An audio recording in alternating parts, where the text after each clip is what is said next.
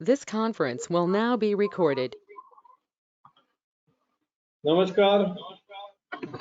आयुर्वेदीय एवं Ayurveda teachers association द्वारा आयोजित कोरोना कोविड लॉकडाउन कालीन आयुर्वेदीय अभ्यास माला में आप सभी का स्वागत है।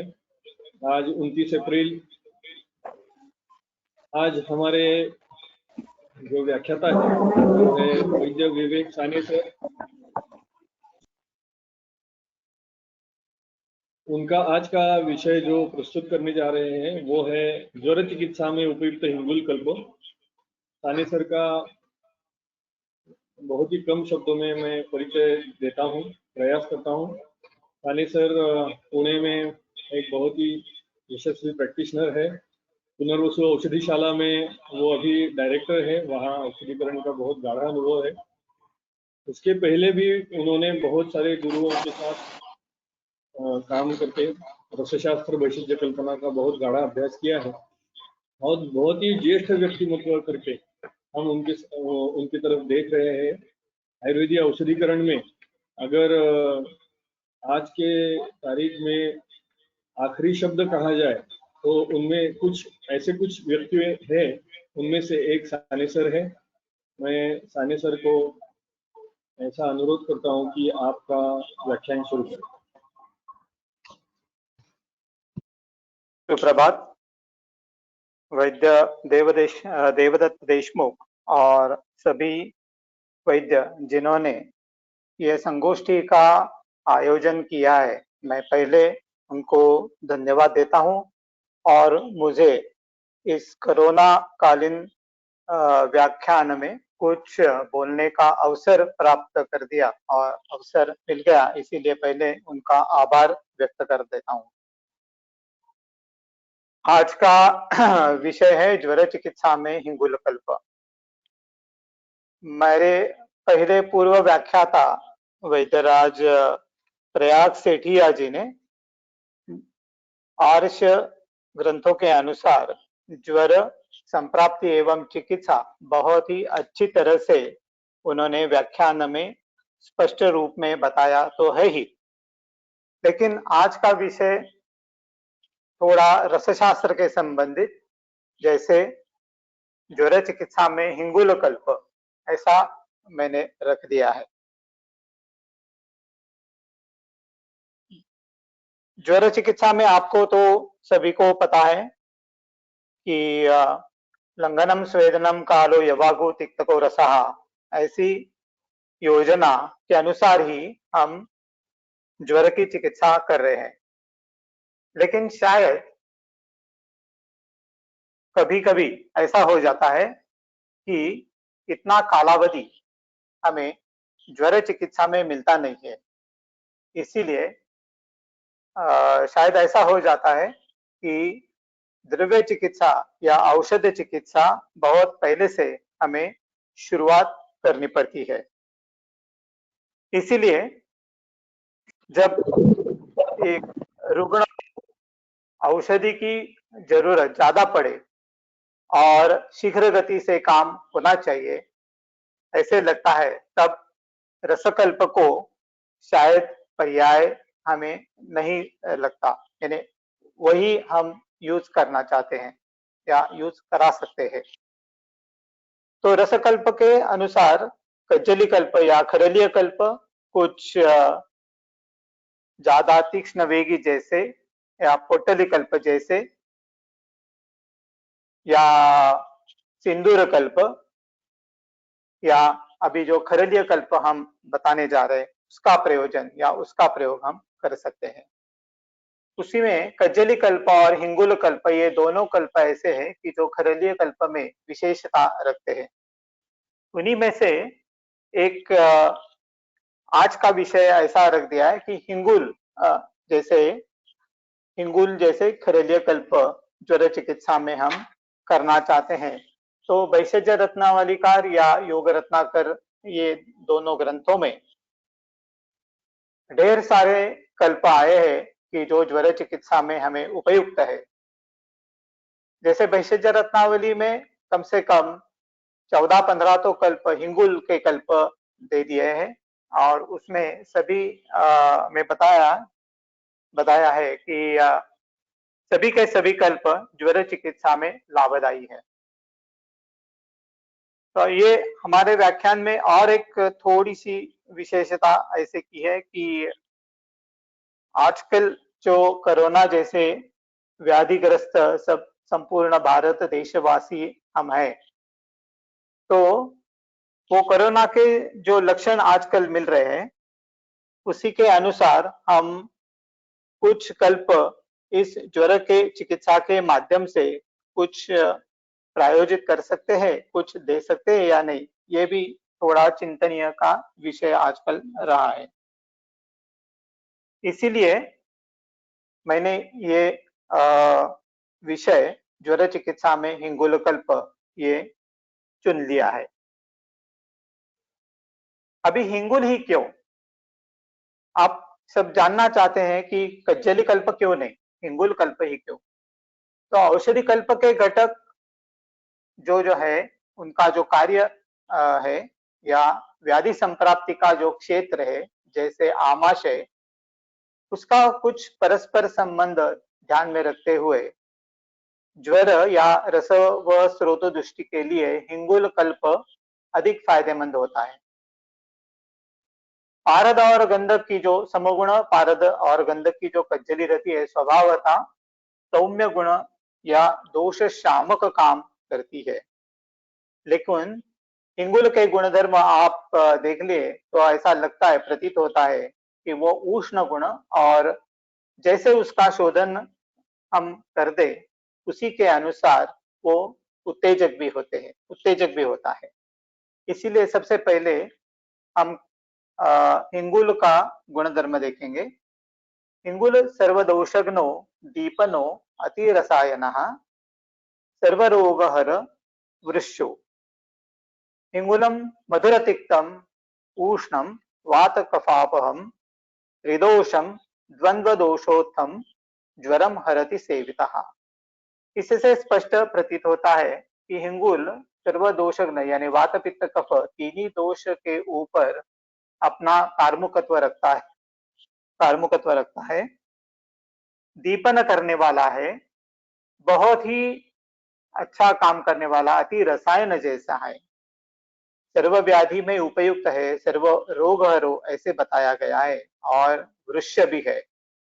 तो धातु के ऊपर धातु को बल देने वाला और वृष्य गुण ये भी हिंगुल रखता है। मधुर तिक्त होने के कारण प्रायः वात और पित्त के ऊपर ज्यादा काम करने वाला और उष्ण वीर्यात्मक होने के कारण कफघ्न भी ज्यादा काम अच्छा कर देता है। इसीलिए उन्होंने बता दिया है कि वात कफापहम। लेकिन फिर भी मैंने अभी बताया कि हम जो शोधन द्रव्य का इस्तेमाल जब हिंगुल शुद्धि को करेंगे तब ऐसा प्रतीत होता है कि हिंगुल केवल वात कफ ही नहीं एवं त्रिदोष नाशक हो सकता है। इसीलिए द्वंद्व दोषों के लिए भी या त्रिदोषोत्थ ज्वर के लिए भी हिंगुल अच्छा काम कर देता है। इसीलिए कज्जली के बावजूद भी हमने हिंगुल के कुछ कल्प का अभी वर्णन करना ज्यादा उचित समझ लिया है।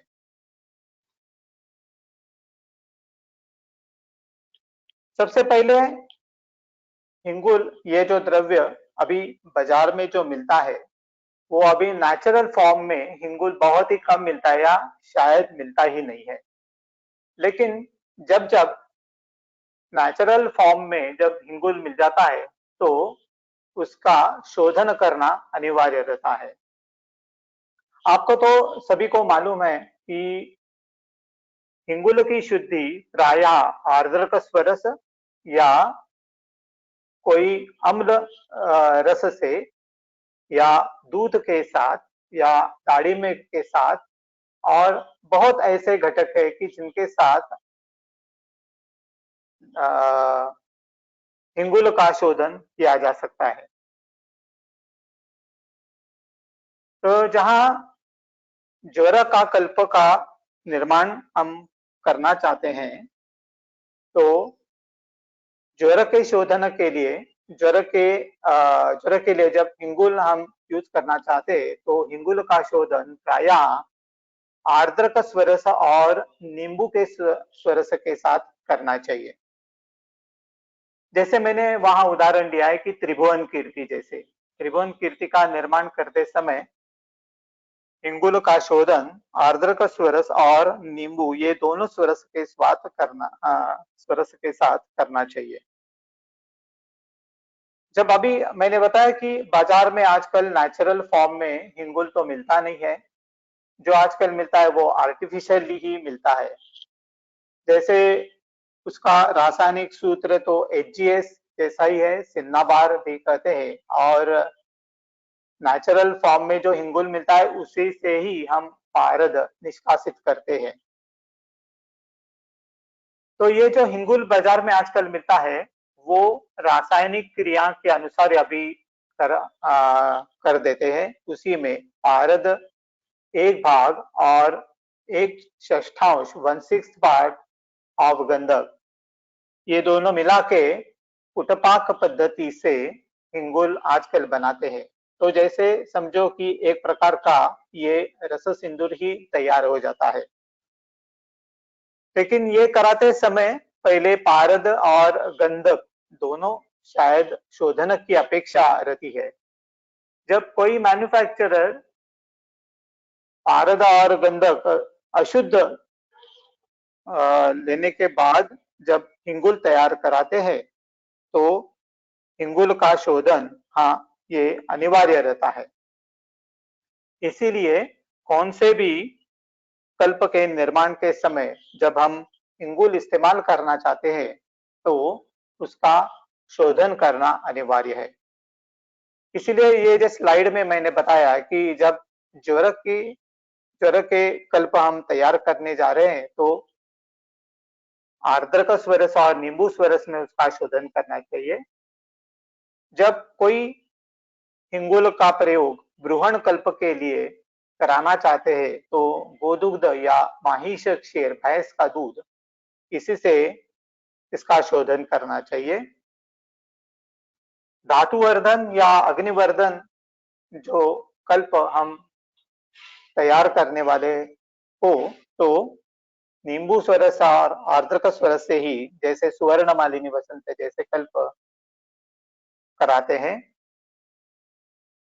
जहां कफ क्षीणता या कफ क्षीण होने की अपेक्षा ज्यादा रखते हैं उस जो कल्प में, तो ऐसे कल्प में जब हम हिंगुल उपयोग कराते हैं तो उसका शोधन धतूर बीज के तेल के माध्यम से भी कराते हैं।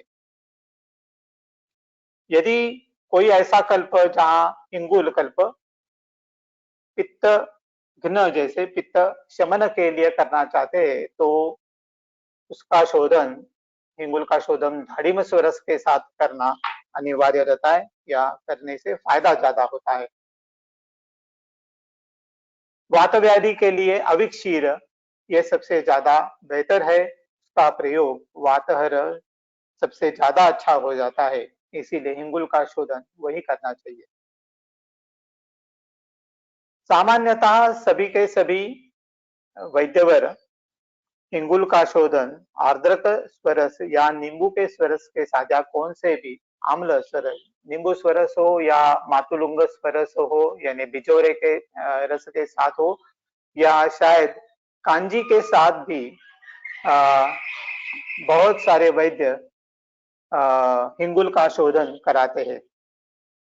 तो आपको तो मालूम है कि हिंगुल खरल में लेना है और उसके ऊपर ये आर्द्रक स्वरस या नींबू स्वरस, जितना हिंगुल डूब जाए उतना उसके ऊपर स्वरस डाल देना चाहिए और खरल कराते रहना चाहिए जब तक एक अच्छी तरह से हिंगुल का कम से कम 48 घंटा या 72 घंटा या कम से कम हम खरल करना चाहते हैं तो 3 दिन के बाद हिंगुल शुद्ध हो जाता है। यहाँ जैसे दूसरी कौन से द्रव्य का शोधन कराते समय जो द्रव्य हम लेते हैं तो शोधन कराने के बाद शायद वो द्रव्य हम फेंक देते हैं। जो शोधन कराते समय जो द्रव्य हम लेते हैं वो शायद फेंक देते हैं, लेकिन यहाँ भावना देने के लिए बताया है, इसीलिए कौन सा भी द्रव्य यहाँ हम फेंक नहीं दे सकते, यानी बाहर बाहर नहीं जाता है कौन सा भी द्रव्य, सभी का सभी द्रव्य हिंगुल में ही मर्ज हो जाता है। इसीलिए ध्यान होना चाहिए कि शोधन का परिणाम स्वरूप क्या हो जाता है। आपको तो मालूम है कि शोधन यानी द्रव्य का शुद्धिकरण, ये तो व्याख्या तो सभी को ये सभी को तो मालूम ही है, लेकिन शायद एक व्याख्या ऐसी भी कर सकते हैं कि शोधन के जो द्रव्य हम यूज कराते हैं तो उसी का असर या संस्कार मूल द्रव्य पे भी होता है, और जो भावना द्रव्य जो रहते हैं उसी के गुणधर्म मूल द्रव्य में आ जाते हैं, और उसी के अनुसार शायद मूल द्रव्य का गामित्व भी बदल हो सकता है। इसीलिए जो मूल द्रव्य का जो गुणधर्म जो है, जैसे हमने अभी बताया कि इंगुल ये कैसा है, तो वात और कफ प्रधान व्याधि में ज्यादा उपयुक्त जैसा है, लेकिन फिर भी मधुर तिक्त होने के कारण जब हम आर्द्रक स्वरस की या नींबू स्वरस की उसके ऊपर भावना देते हैं तो वो ज्यादा उष्ण बन जाता है और तीक्ष्ण भी हो जाता है, और इसी के कारण जो शोधन द्रव्य है उसका संस्कार भी हिंगुल के ऊपर हो जाता है। तो इसीलिए जब हम हिंगुल शोधन होने के पश्चात ही हम उसी का प्रयोग कौन से भी हमारे कल्प के निर्माण में कर सकते हैं।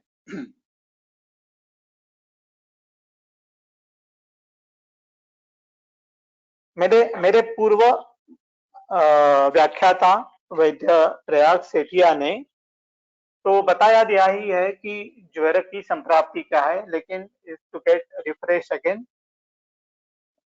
एक मिनट में फिर हम कर देते हैं कि ज्वर की संप्राप्ति ऐसी होती है, मिथ्या आहार विहाराभ्याम दोषाम या आमाशयाश्रया बहिर्निरस्य कोशाग्निम ज्वरदास्यु रसानुकहा।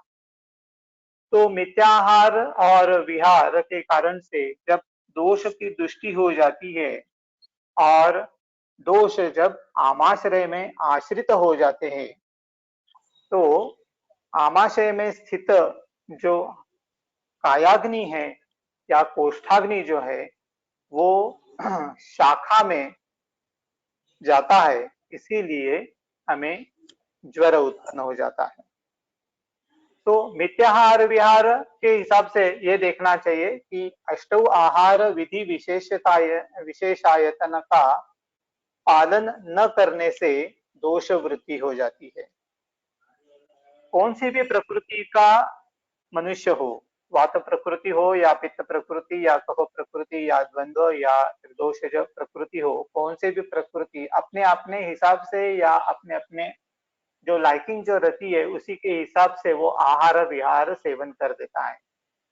इसीलिए प्रकृति हो या करण, संयोग, राशि, देश, काल, उपयोग और उपयोग संस्था, ये जो सब अष्टौ आहार विधि विशेषायतन जो लिखे गए हैं उसके अनुसार हम कौन सा भी द्रव्य या आहार सेवन न करें तो हमारे शरीर में स्थित जो दोष है उनका क्षय या प्रकोप और बाधा उनको आ जाती है। तो आमाशय उन्होंने तो बता दिया ही कि नाभि स्थानांतरम जो प्रदेश जो है वो प्रदेश हम आमाशय बताते हैं।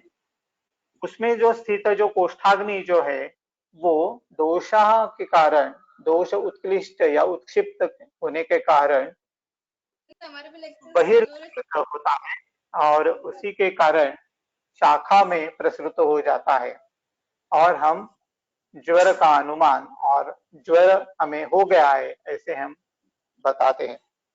तो यहाँ रस का संबंध या रस व स्रोत का संबंध आहार रस और साक्षात रस धातु, ये सभी का दृश्य ज्वरोत्पादक में होना ये अनिवार्य है, ये ध्यान में रखना चाहिए।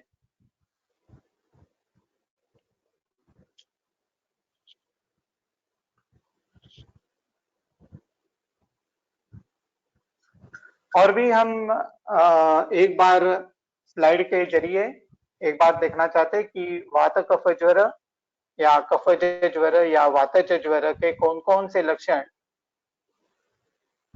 है, और सांप्रत काल में अभी जो लक्षण कोरोना वायरस के जो दिख रहे हैं, उन्हीं में से बहुत से लक्षण वातज ज्वर, कफज ज्वर या वात कफज ज्वर या रक्त दूष्य होने के कारण शायद उपद्रव स्वरूप में रक्तपित्त जैसे या सर्दी या अतिसरण जैसे महास्रोत दृष्टि होने के कारण वो भी मिल जाते हैं। तो वातज ज्वर में वेपतु विषमो वेगा कंठोष्ठ परिशोषणम निद्रानाशा क्षवस्को गात्राणाम रौक्षमेव च शिरोरुत्पात्र रूपवक्त्रम गाढ़विटता शूल अध्माने जृंभणम च भवति अनिलिचे ज्वरे। तो अभी जो लक्षण कुछ ना कुछ दिखते हैं, तो बहुत सारे लक्षण शायद वात ज्वर में हम देख सकते हैं कि ये भी लक्षण वात ज्वर में उपस्थित है, या सांप्रत काल में जो रोगी हम देखते हैं तो उसी में वातज ज्वर के भी कुछ लक्षण देखने मिलते हैं। उसी के हिसाब से भी कफज ज्वर या वात कफज ज्वर में भी देख लिया वात कफज ज्वर, तो उसमें ज्यादा से ज्यादा लक्षण अभी सांप्रत काल में दिखते हैं, जैसे सैमित्यम पर्वणाम भेदो निद्रा गौरवमेव च शिरोग्रह प्रतिशाया कासा वेदा प्रवर्तनम संतापो मध्य वेगस्य वातश्लेष्म ज्वराकृति। तो प्रतिशाय, श्वास, कास और संताप, ये सभी के सभी लक्षण अभी वातश्लेष्म ज्वर के कारण यहाँ उपस्थित हैं। वात कफज दोष होते हुए भी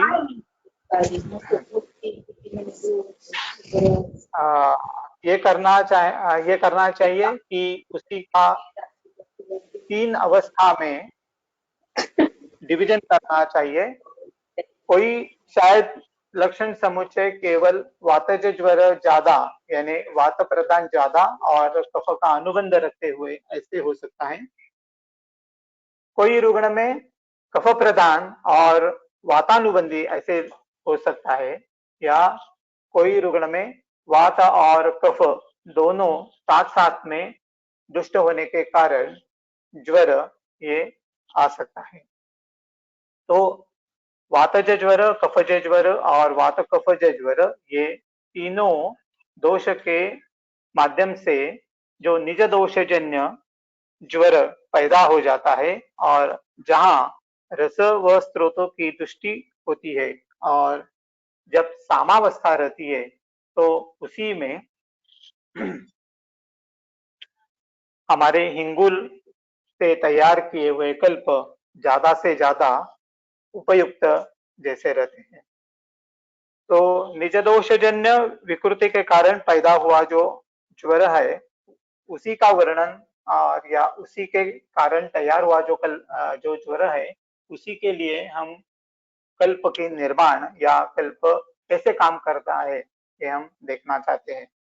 जो आगंतु जो ज्वर है, उसी का हम अभी कुछ डिस्क्रिप्शन जैसे या कुछ नहीं बता रहे हैं। इसीलिए जहां जहां रस व स्रोतों की दृष्टि है, कफ प्रदान हो या रस व स्रोत दृष्टि वात प्रदान हो या पित्त प्रदान हो, कौन से भी तरीके से रस व स्रोत दृष्टि हो, ज्यादा से ज्यादा कफ प्रदान वातानुबंधी या वात प्रदान कफानुबंधी, इसके ऊपर हिंगुल का असर ज्यादा मिलता है, इसीलिए उसका प्रयोजन ज्यादा है।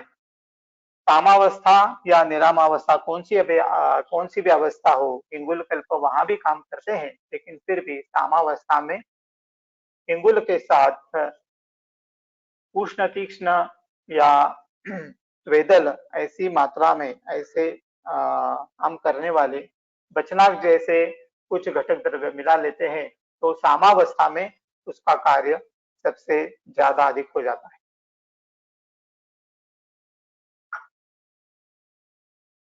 तो पहले कल्प का निर्माण पहले करेंगे और उसी के बाद उसका उपयोग कैसे हो सकता है ये भी हम बताएंगे। तो पहले त्रिभुवन कीर्ति रस योग रत्नाकर या वैशेज्य रत्नावली दोनों ग्रंथों में से इसका वर्णन दिया है। घटक द्रव्य जब हम देख लेंगे तो हिंगुलम च विषम व्योषम टंकणम मागधी शिवाम। हिंगुल है, शुद्ध हिंगुल है, विष यानी बचनाग ये भी शोधन किया हुआ ऐसा ही है। प्योष यानी त्रिकटु, टंकण यानी शुद्ध टंकण, मागधी शिफाम यानी पिपली मूल। ये सभी के सभी समभाग हमें लेना चाहिए और उसको खरल में लेते हुए उस मिश्रण को सुरस, आर्द्रक और हेमभिः यानी सुरसा यानी तुलसी, आर्द्रक यानी आर्द्र शुंठी, आर्द्रक और हेमभिः यानी धतुर, इसकी भावना कम से कम हर एक की 3-3 भावना उसे हम देना चाहेंगे। तो जो कल्प तैयार हो जाएगा उसका नाम त्रिभुवन कीर्ति ऐसा ग्रंथकारों ने रख दिया है। मात्रा भी दे दी है।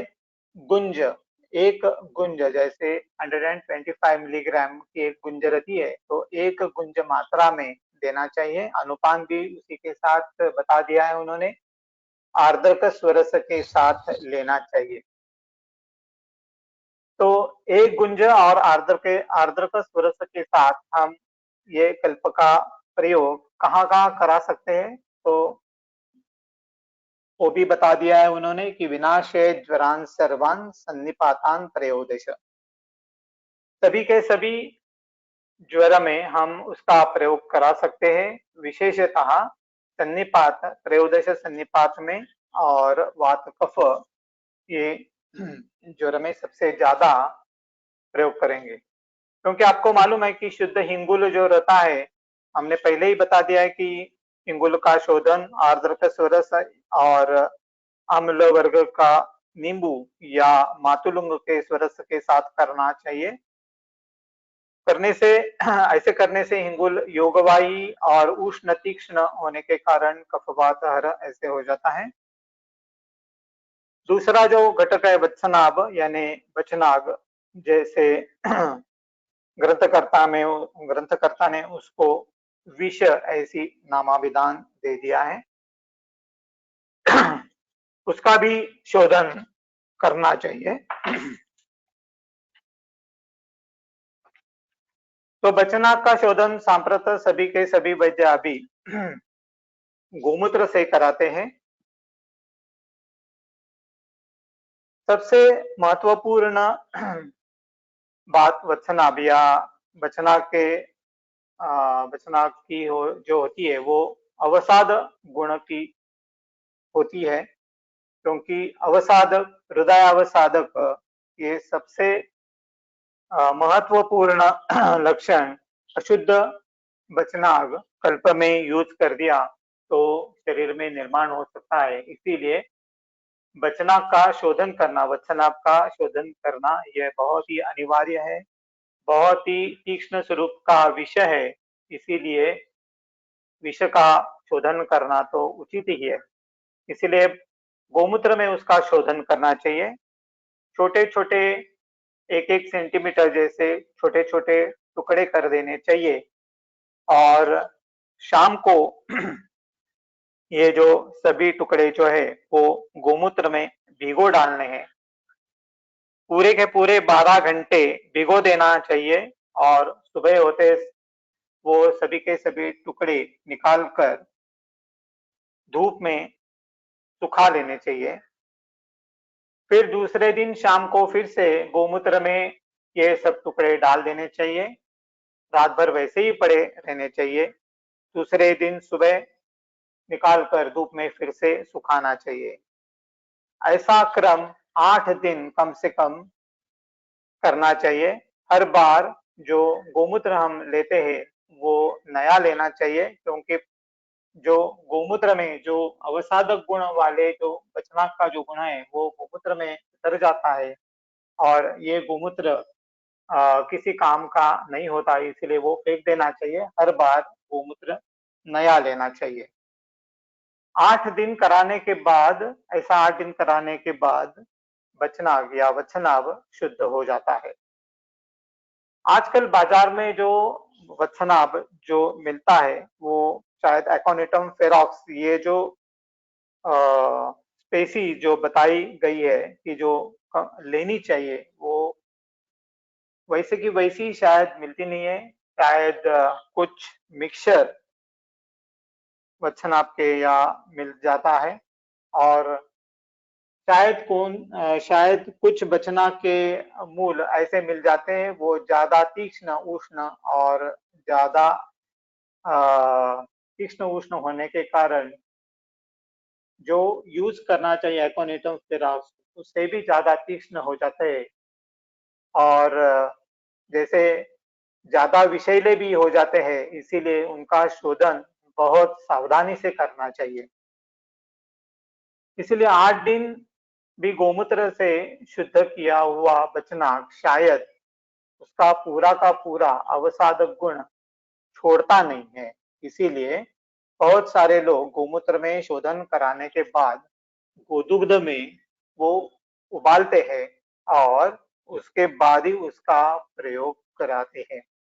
तो गोमूत्र में 8 दिन और उसके बाद 3 घंटा गोदुग्ध में उबालने के बाद जो वत्सनाभ हमें मिल जाता है उसमें अवसादक गुण बहुत ही कम रहता है, और वो कार्यकारी ज्यादा बन जाता है, और ऐसा ही वत्सनाभ हमें कल्प में उपयुक्त ज्यादा है।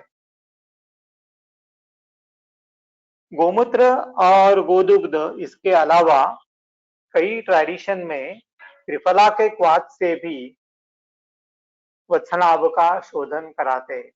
ऐसा हो जाता है शायद मेट्रो सिटी में गोमूत्र मिलना बहुत दुष्कर काम है। गोदुग्ध तो विनाशायास मिल जाता है, लेकिन खाली गोदुग्ध में उबालने से वत्सनाभ का अवसादक गुण कम नहीं हो जाता।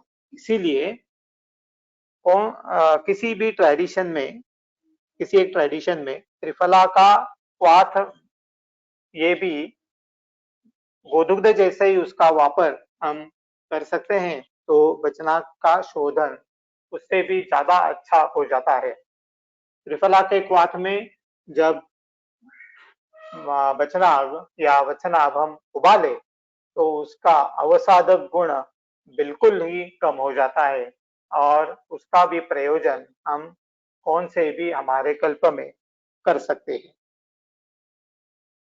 कुछ ऐसा जो शुद्ध वत्सनाग या वत्सनाभ हम लेते हैं तो वो स्वेदल काम कर देता है। स्रोतोमुख विशोधन होने के कारण स्वेद प्रवर्तन हो जाते हैं और ज्वर कम हो जाता है।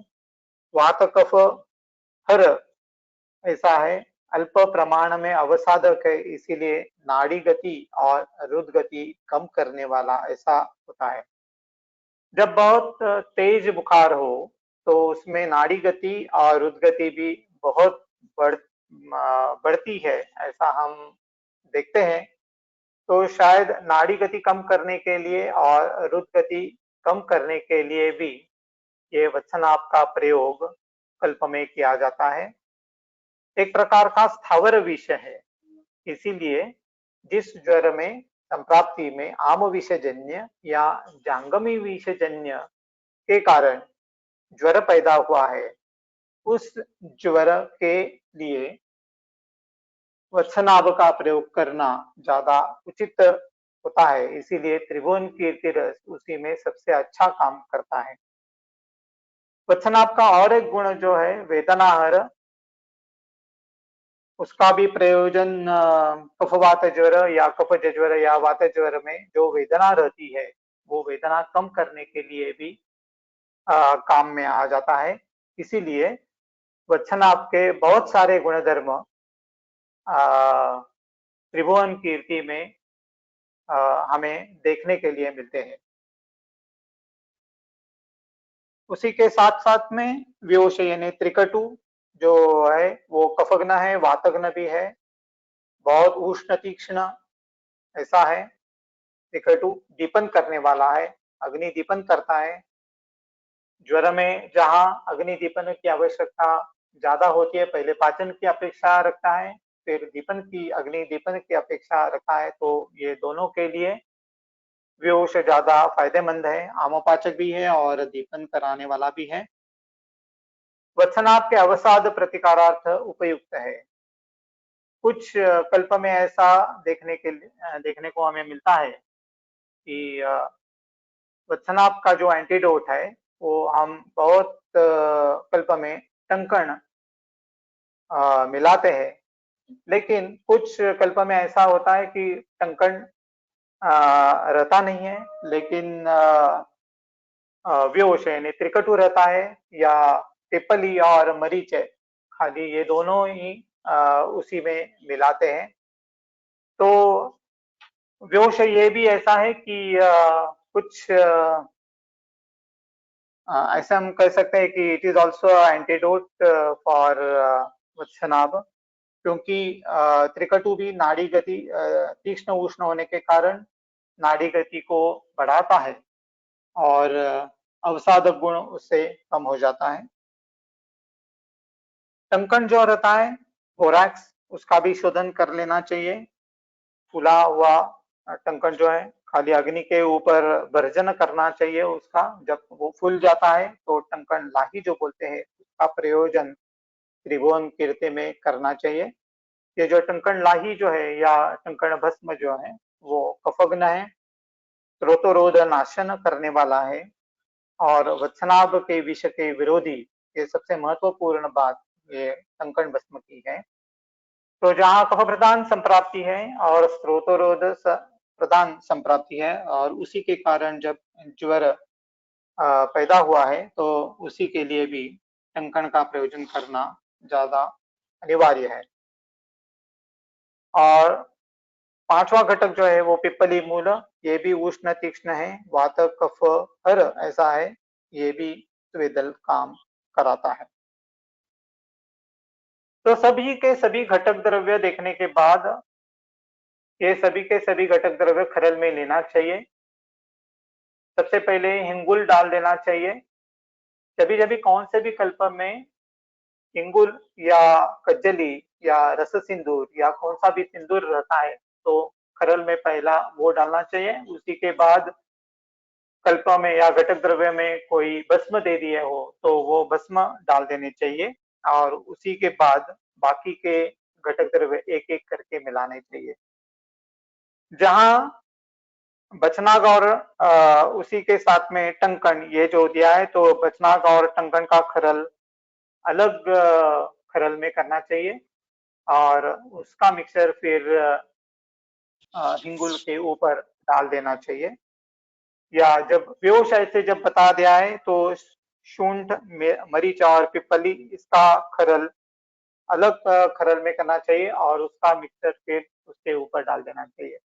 तो हिंगुलम च विषम व्योषम टंकणम आगति शिवपाम, ऐसे ही क्रम में खरल में सभी के सभी द्रव्य डाल देने चाहिए और उसी के बाद में तुरसा यानी तुलसी का स्वरस उसके ऊपर डाल देना चाहिए। उसकी कम से कम 3 भावना उसके ऊपर देनी चाहिए। भावना देने के बाद जब सूख जाए तो दूसरी भावना देनी चाहिए, वो सूखने के बाद तीसरी भावना देनी चाहिए। ऐसे करने के बाद 3 भावना जब हो जाए तो तुलसा यानी तुलसी के बाद में आर्द्रक स्वरस की भावना हम दे सकते हैं। वैसे ही 3 भावना होने के बाद उसके बाद में हेम भी यानी धतुर पत्र इसकी भावना देनी चाहिए। धतुर पत्र में भी 2 वैरायटी मिल जाती है। एक कृष्ण धतुर जो है, शायद कोई वैद्य उसी धतुर के पत्र की यानी सुरस की भावना देते हैं। और कोई ट्रेडिशन में पीत धतुर की, जो पिसोड़ा बोलते हैं मराठी में, तो वो पीत धतुर के पत्र के भावना दे देते हैं। पीत धतुर के पिसोड़ा यानी जो बोलता है वो ज्यादा उष्ण और तीक्ष्ण है, और यानी कृष्ण धतुर पत्र के साथ में कंपेयर कर दिया तो इसीलिए तीक्ष्ण होने के कारण उससे तैयार की गई त्रिभुवन कीर्ति ज्यादा तीक्ष्ण हो जाती है, ऐसा प्रतीत हो जाता है। तो त्रिभुवन कीर्ति का सबसे महत्वपूर्ण उपयोग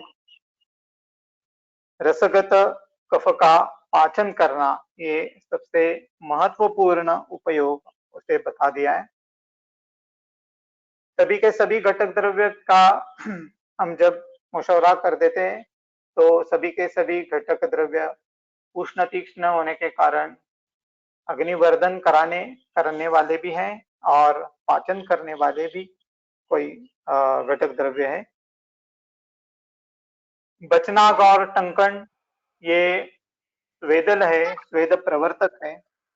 शायद वात कफ द्वंद्व ज्वर में कुछ रुग्ण में स्वेद का प्रवर्तन ज्यादा मिल जाता है, तो वहां इसका प्रयोजन हमें नहीं होना चाहिए। लेकिन कफ ज्वर या वात प्रधान कफ ज्वर, ऐसे जब ज्वर का इतिहास रुग्ण बता देता है या लक्षण बता देते हैं जहाँ कफ जहाँ स्वेद का प्रवर्तन उतना अच्छी तरह से स्रोतोरोध के कारण नहीं हो रहा है, तो ऐसे ही ज्वर में त्रिभुवन कीर्ति का प्रयोजन सबसे महत्वपूर्ण होता है। शीत गुण के कारण जब कफ की वृद्धि हो जाती है और वात की भी वृद्धि हो जाती है, जैसे मैंने पहले बताया कि अष्टौ विधि आहार विशेषायतन, ये जो है उसी में जब शीत गुण सेवन ज्यादा मात्रा में जब हो तो वात और कफ की वृद्धि शरीर में ज्यादा हो जाएगी और उससे अग्निमांद्य भी हो जाएगा और शायद रस विकृति होने के कारण आम स्वरूप भी पैदा हो सकता है। तो ऐसी अवस्था में त्रिभुवन कीर्ति का प्रयोजन सबसे पहले होना चाहिए। आमवात या पांडु जैसे अनेक रसगत व्याधि में पाचन के लिए त्रिभुवन कीर्ति का प्रयोग करा सकते हैं, क्योंकि वो आम विषहर है और स्वेदल इस गुण के कारण स्रोतोरोध नाशन कर देता है, और स्रोतोरोध जब नाश हो जाता है तो व्याधि में से कुछ लक्षण कम हो जाते हैं। उन व्याधि का यानी लक्षण कम हो जाने के कारण रुग्णों को स्वस्थता मिल जाती है। तो इसी के लिए रस प्रदोष जो व्याधि में त्रिभुवन कीर्ति का प्रयोग जो सबसे पहले कर देना चाहिए।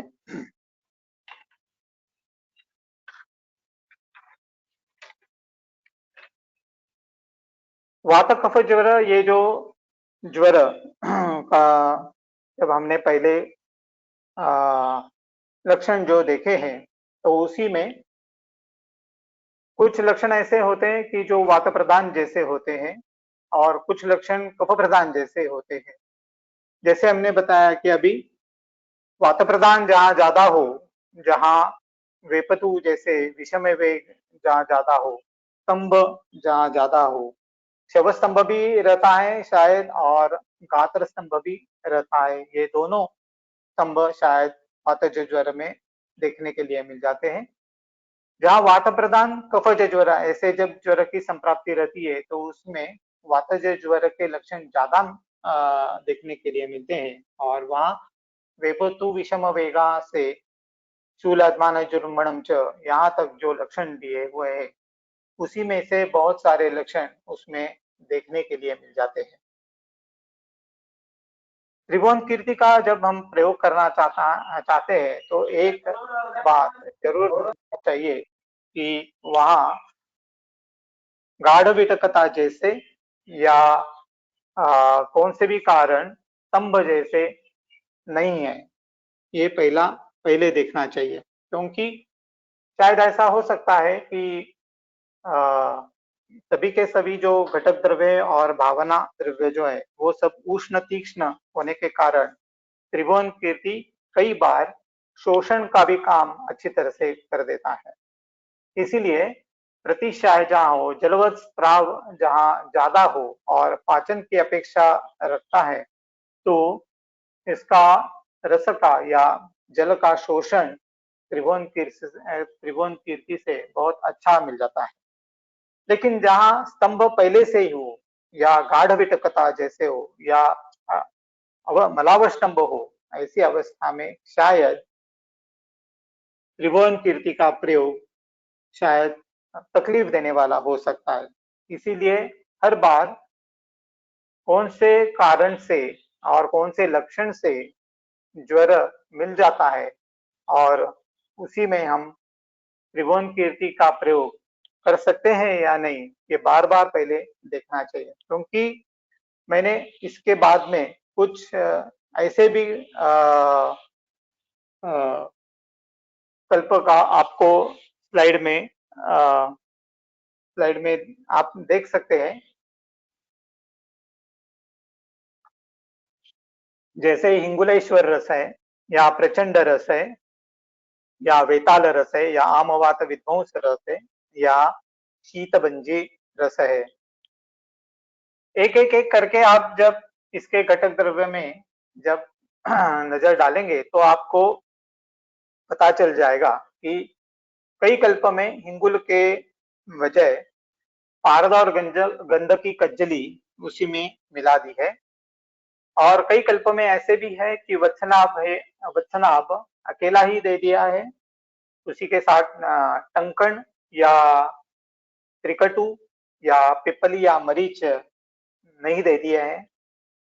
कुछ घटक द्रव्य में आप अभी देखने का हमें मिलता है कि जयपाल जैसे या दंती जैसे कुछ विरेचन कराने वाले भी द्रव्य उसी में दे दिए हैं।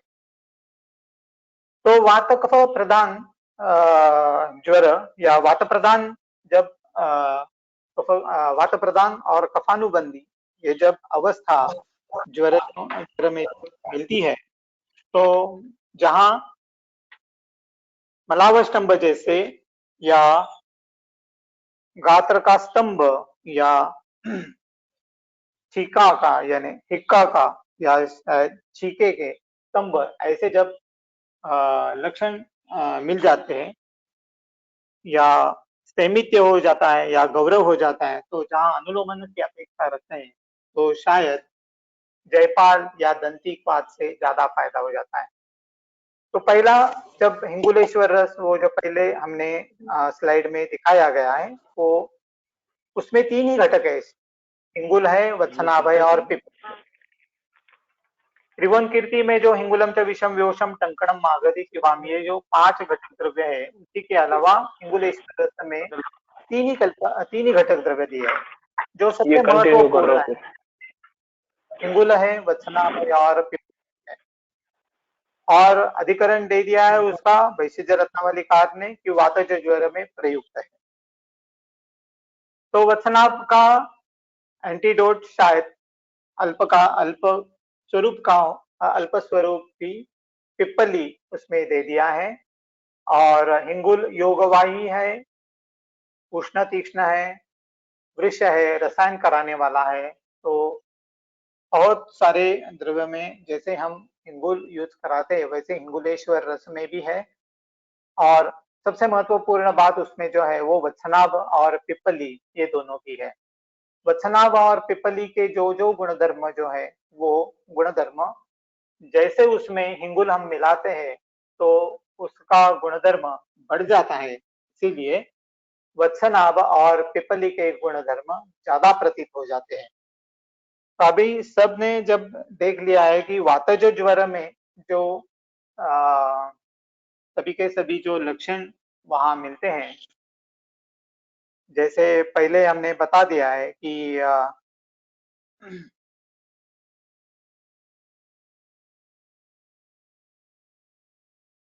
वेपतु विषमो वेग, कंठौष्ठ परिशोषणम, निद्रानाशाक्षवस्तंभो गात्राणाम सौक्षमेव च, शिरोरुद्गात्र रूप वक्त्र वैरस्यम गाढ़ विटकथा शूल अद्माने चुंबनम च भवति अनिलजेश्वरे। तो ये वातज ज्वर में हिंगुलेश्वर रस का प्रयोजन वहां वैशज रत्नावलीकार ने कर दिया है। तो जहां जहां स्रोतरोध शोधन यानी स्रोतरोध की जो रोध जो है वो निकालने के लिए जब अपेक्षा रखता है तो वहां शुद्ध वचनाग या वचनाभ सबसे महत्वपूर्ण योगदान दे देता है। इसीलिए जब स्तंभ शव स्तंभ या गात्राणाम स्तंभ रुत या गात्र रुक या गाढ़विटकता ये सब सभी के सभी लक्षण जब स्तंभ के कारण पैदा होते हैं तो उसी में स्तंभ जैसे जैसे दूर हो जाता है, जैसे जैसे स्रोतरोध दूर हो जाता है, जैसे जैसे पिपली के कारण अग्निवर्धन हो जाता है वैसे, और वो वातहर भी है, इसी के कारण वातज ज्वर में उसका प्रयोजन ग्रंथकर्ता ने दे दिया है। शायद ऐसा हो सकता है कि जैसे अभी का ग्रीष्म ऋतु में या जब सितंबर अक्टूबर ये दो ऋतु में 2 महीनों में जहां फिर से एक बार उष्ण वातावरण होने के कारण हिंगुल के जो कल्प है वो शायद हम यूज नहीं कर सकते हैं। तो शायद ऐसा हो सकता है कि हिंगुल के अलावा पारद और गंधक वो भी हम हिंगुल के अलावा घटक द्रव्य जैसे कुछ मिला सकते हैं। जैसे हम देख रहे हैं कि प्रचंड रस में वो भी वातज ज्वर में बता दिया गया है वैशज रत्नावलीकार ने। तो वहां भी हिंगुल के अलावा पारद गंधक दे दिया है, वत्सनाप तो वैसा ही रख दिया है, और पिप्पली निकालकर वहां निर्गुणी स्वरस की 21 भावना उसी को दे दी है। पहले मैंने बता दिया है कि हिंगुल की अपेक्षा पारद और गंधक सौम्य है, शीत गुण यानी शीत गुण जैसे या शमन करने शामक जैसे काम कज्जली कराती है, और हिंगुल ज्यादा तीक्ष्ण है, उष्ण है, आर्द्रक स्वरस की भावना देने के बाद ज्यादा ही उष्ण हो जाता है। उसी की अपेक्षा पारद और गंधक की कज्जली सौम्य गुण की है। इसीलिए जब वत्सनाभ और पारद और गंधक की कज्जली ये खाली 2 ही घटक द्रव्य उसी में है, तो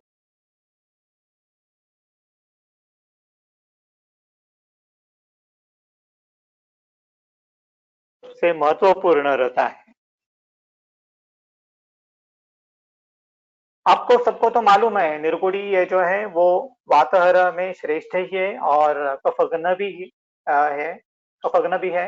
इसीलिए पिप्पली के अलावा काम करने के लिए वातघ्न और कफघ्न ये भी काम निर्गुणी के स्वरस के साथ हो सकता है। जहां ज्यादा तेज यानी वात प्रधान दोष के लक्षण से जब ज्वर आ जाता है तो वातघ्न गुण कम करने के लिए निर्गुणी का प्रयोजन यहाँ दे दिया है। इसीलिए प्रचंड रस में आप देख सकते हैं कि पारद गंधक और वत्सनाभ ये खाली 3 ही घटक द्रव्य है, लेकिन भावना निर्गुणी स्वरस की है। उसी के बाद में जो कल्प आपको देखने मिलता है वो वेताल रस करके है। वहां भी पारद गंधक और वत्सनाभ ये तीनों ही है खाली, लेकिन चौथा उसमें ज्यादा मरीच ऐड कर दिया है, और कौन सी भी रस की भावना उसको नहीं है। तो निर्गुणी स्वरस इज नाउ रिप्लेस्ड विथ मरीच हियर। तो पारद गंधक वत्सनाभ और उसी के साथ मरीच सब समभाग ये कल्प में है। वत्सनाभ का जो शायद थोड़ा एंटीडोट जैसे हमने बता दिया है कि पिप्पली और मरीच ये दोनों एंटीडोट हो सकते हैं टंकन के साथ साथ में, तो यहाँ मरीच ये एंटीडोट वत्सनाभ का उन्होंने दे दिया है। मरीच ये ज्यादा प्रमादी है, स्रोतरोध नाशन करने वाला है, वत्सनाभ भी स्रोतरोध नाशन करने वाला है, विषैला है, और वात कफ घ्न ऐसा है। मरीच भी वैसा ही है, कफ प्राय कफ घ्न ज्यादा है, वात प्रधान अवस्था, कफ प्रधान वातानुबंधी ऐसी अवस्था में भी उसका कार्य अच्छी तरह से महसूस हो जाता है। लेकिन पित्तवर्धन होने के कारण मरीच तो प्रमादी है, पित्तवर्धक है, अग्निवर्धन कराने में भी फायदेशीर हो जाता है। इसीलिए जहां जहां वात प्रधान ज्वर है और अग्निमांद्य है, आमोपाचन भी होने की अपेक्षा रखता है, तो पारद गंधक वत्सनाभ और मरीच ये 4 घटक द्रव्य के साथ तैयार हुआ वेताल रस जो भेषज रत्न वाली कार ने दे दिया है, उसका भी लाभदायक प्रयोग हम करा सकते हैं। पारद गंधक के अलावा उसी में हम हिंगुल भी ऐड कर सकते हैं, लेकिन पहले त्रिभुवन कीर्ति जैसे कल्प में हमने तो देखा है कि उसमें तो हिंगुल के साथ साथ त्रिकटु जैसे भी है, तो शायद दूसरे कौन से कल्प की आवश्यकता शायद नहीं रहेगी। लेकिन हिंगुल के अलावा जब हम पारद गंधक उसमें यूज करना चाहते हैं, तो कुछ उष्ण और तीक्ष्ण द्रव्य का प्रयोजन रखते हैं, इसीलिए मरीच का प्रयोजन उसी के कारण में वहां हुआ है। उसके बाद में जो कल्प हम देखते हैं तो आमवात विध्वंस रस, वहां भी पारद एक भाग है, गंधक एक चतुर्थांश है, और वत्सनाभ शुद्ध वत्सना 20 भाग है, और उसको चित्रकवात की भावना है। ऊपर प्रचंड रस में आपने देखा है कि पारद एक भाग, गंधक एक भाग, और वत्सनाभ भी एक ही भाग है, और उसको निर्गुणी सुरस की भावना है। यहाँ पारद एक भाग, गंधक एक चतुर्थांश भाग है, और वत्सनाभ की मात्रा बहुत ही भारी, जैसे 20 भाग है, 20 भाग।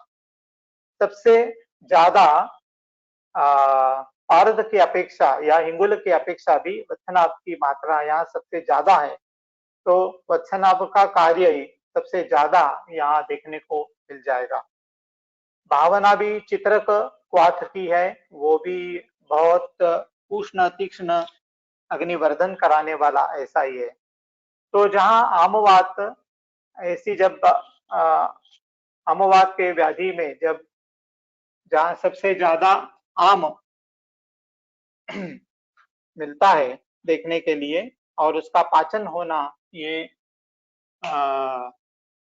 पाचन होने की अपेक्षा हम रखते हैं, तो वहां आमवात विध्वंस रस ये ज्यादा अच्छा काम कर सकता है। हिंगुल का, यहाँ पहले हमने बताया कि हिंगुल का कल्प हम बता देंगे ऐसा है, लेकिन मैंने बता दिया है कि शायद हिंगुल का प्रयोजन अभी नेचुरल फॉर्म में हिंगुल न मिलने के कारण शायद किसी वैद्य का इसके ऊपर विश्वास नहीं रहेगा, तो पारद गंधक की कुछ घटक द्रव्य के साथ जब वत्सनाभ या ऐसे कुछ घटक द्रव्य हम मिला लेते हैं, तो उसका भी उपयोग अच्छी तरह से हो सकता है। इसीलिए मैंने इस आमवात विध्वंस रस का यहाँ लिखना जरूर समझा। पांचवा जो मैंने यहाँ रस या कल्प लिख दिया है, तो शीतभंजी रस करके है, ये भेषज रत्न वाली कार ने ही उसका निर्माण लिख दिया है। इसमें पारद गंधक भी है और हिंगुल भी है, और सबसे महत्वपूर्ण बात इसकी है कि उसमें जयपाल है और दंतिक्वाथ की भावना है। पहले जो हमने सभी के सभी जो कल्प देखे हैं, उसमें कौन से भी कल्प वातानुलोमन करने वाले या अनुलोमक या भेदन कराने या विरेचन करने की जब अपेक्षा कौन सा भी वात प्रधान कफानुबंधी ज्वर रखता है, तो उससे पहले बता दिए गए कल्प से फायदा नहीं होता। इसीलिए कुछ कल्प में शायद जयपाल जैसे या दंती की भावना उस कल्प में देने के कारण वो ज्यादा तीक्ष्ण विरेचन या अनुलोमन की अपेक्षा रखता है। तो कुछ लक्षण ऐसे शायद हमें मिलते हैं कि जहाँ अनुलोमन होने की अपेक्षा है, तो वहाँ इस स्वरूप का कल्प देना ज्यादा उपयुक्त रहेगा।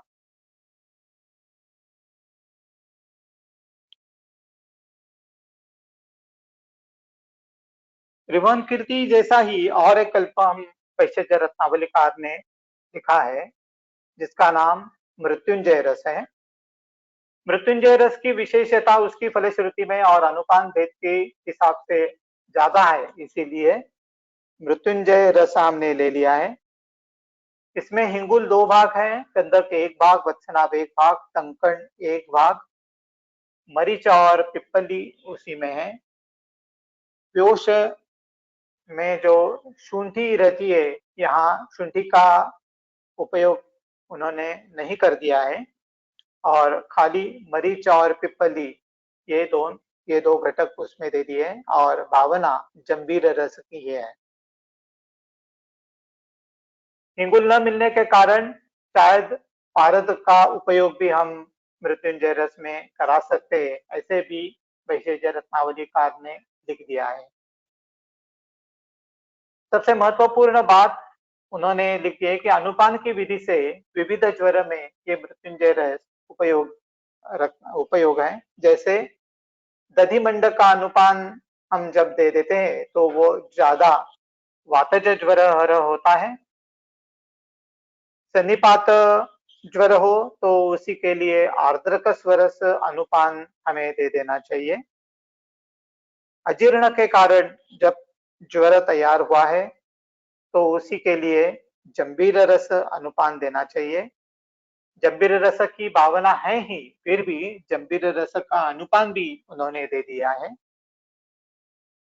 और चौथा, विषम ज्वर हो तो उसी में अजाजी और गुड़ के साथ मृत्युंजय रस देना चाहिए। बहुत सारे द्रव्य जो है हिंगुल, गंधक, वत्सनाभ, टंकण, मरीच, पिप्पली, ये सभी के सभी बहुत सारे त्रिभुवन कीर्ति के समकक्ष में जाने वाले देखने के लिए मिल जाते हैं। इसीलिए पाठ में क्या फर्क है उसमें, तो जो त्रिभुवन कीर्ति में जो गंधक नहीं है वो मृत्युंजय रस में दे दिया है। हिंगुल न होने के कारण या हिंगुल शायद नहीं मिला तो पारद यूज कर सकते हैं, ऐसा भी उन्होंने दे दिया है। इसीलिए पारद हो तो उसी के साथ गंधक होना जरूरी है, इसीलिए मृत्युंजय रस में गंधक का प्रयोजन उन्होंने कर दिया है। जब ऐसी अवस्था में या कफ प्रधान अवस्था हो तो मृत्युंजय रस सबसे ज्यादा फायदेमंद है। वातज ज्वर होने के कारण भी विविध अनुपान से हमने अभी देखा है कि उसका प्रयोग भी हम कर सकते हैं। अभी ग्रीष्म ऋतु है, इसी के कारण शायद कफ क्षीण अवस्था या वात प्रदान पित्तानुबंधी जैसे अवस्था हो और फिर भी हम मृत्युंजय रस का प्रयोग करना चाहते हैं तो शर्करा या नारिकेल उदक के अनुपान से हम उसका प्रयोग कर सकते हैं। तो कौन सा भी ज्वर हो, वातज ज्वर हो, वात कफज ज्वर हो, वात प्रधान पित्तज ज्वर हो, जहां जहां आमावस्था हो, पाचन की अपेक्षा रखते हैं तो वहां सभी सभी अवस्था में पाचन कराने के लिए, आम का पाचन कराने के लिए, स्रोतोशोधन कराने के लिए मृत्युंजय रस काम में आ जाता है। जहां कफ की ज्यादा वृद्धि हो तो ही काम करा सकता है, कफ की क्षीणावस्था हो तो अनुपान बदल के भी उसका काम हो सकता है। इसीलिए जैसे त्रिभुवन कीर्ति सर्व रोगहर या सर्व ज्वरहर ऐसे बता दिए, वो भी अनुपान के हिसाब से विविध व्याधि में हम दे सकते हैं। जहाँ आमपाचन की अपेक्षा रखते हैं, स्रोतोशोधन की अपेक्षा रखते हैं, रस दृष्टि की अपेक्षा या रसव स्रोत के कुछ जो व्याधि है जैसे आमवात हो या पांडु हो, उसी में जब पाचन और स्रोतरोध नाशन की अपेक्षा रखते हैं, कफ प्रधान संप्राप्ति हो तो सबसे ज्यादा उपयोग त्रिभुवन कीर्ति का हो जाता है। वैसा ही उपयोग ये मृत्युंजय रस का भी हो सकता है, इसीलिए मृत्युंजय रस का भी प्रयोजन हमने यहाँ कर दिया है।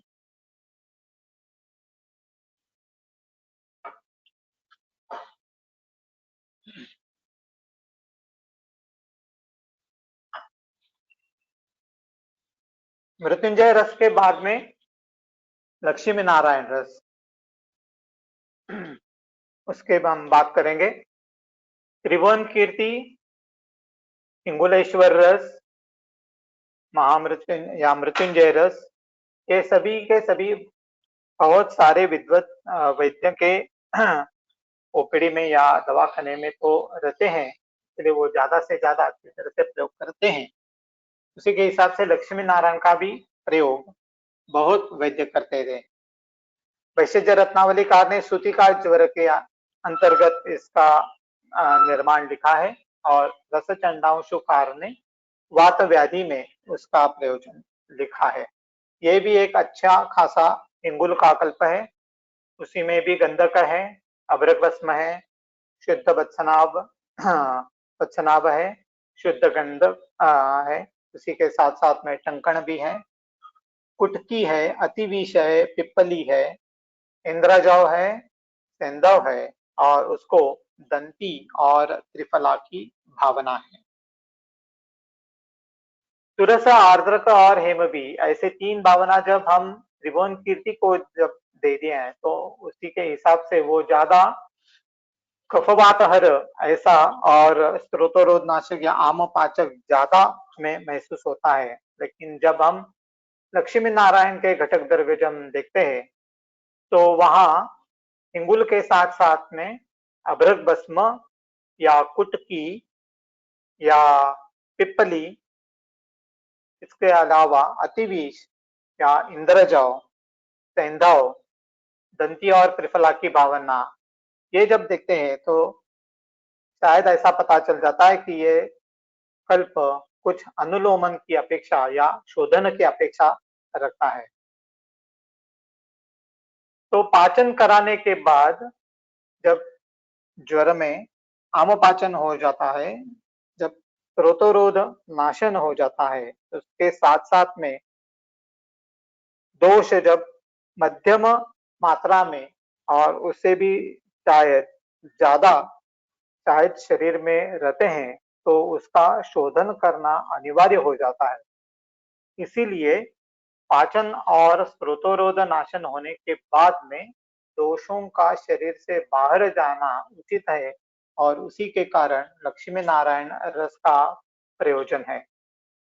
उसी में हम देखते हैं कि कुटकी का प्रयोग या दंती का प्रयोग या त्रिफला का प्रयोग अनुलोमन की अपेक्षा रखता है। तो दोष का शोधन होने के लिए लक्ष्मी नारायण रस अच्छा खासा उपयोग में चला जाता है।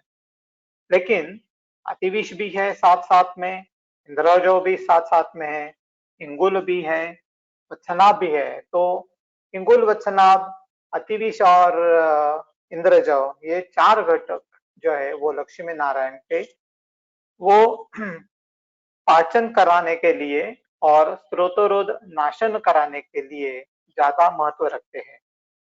तो यहाँ पाचन भी है, यहाँ दोषों का अनुलोमन भी है, यहाँ दोषों का शोधन भी है। और प्रयोजन कैसा है? सूतिका ज्वर,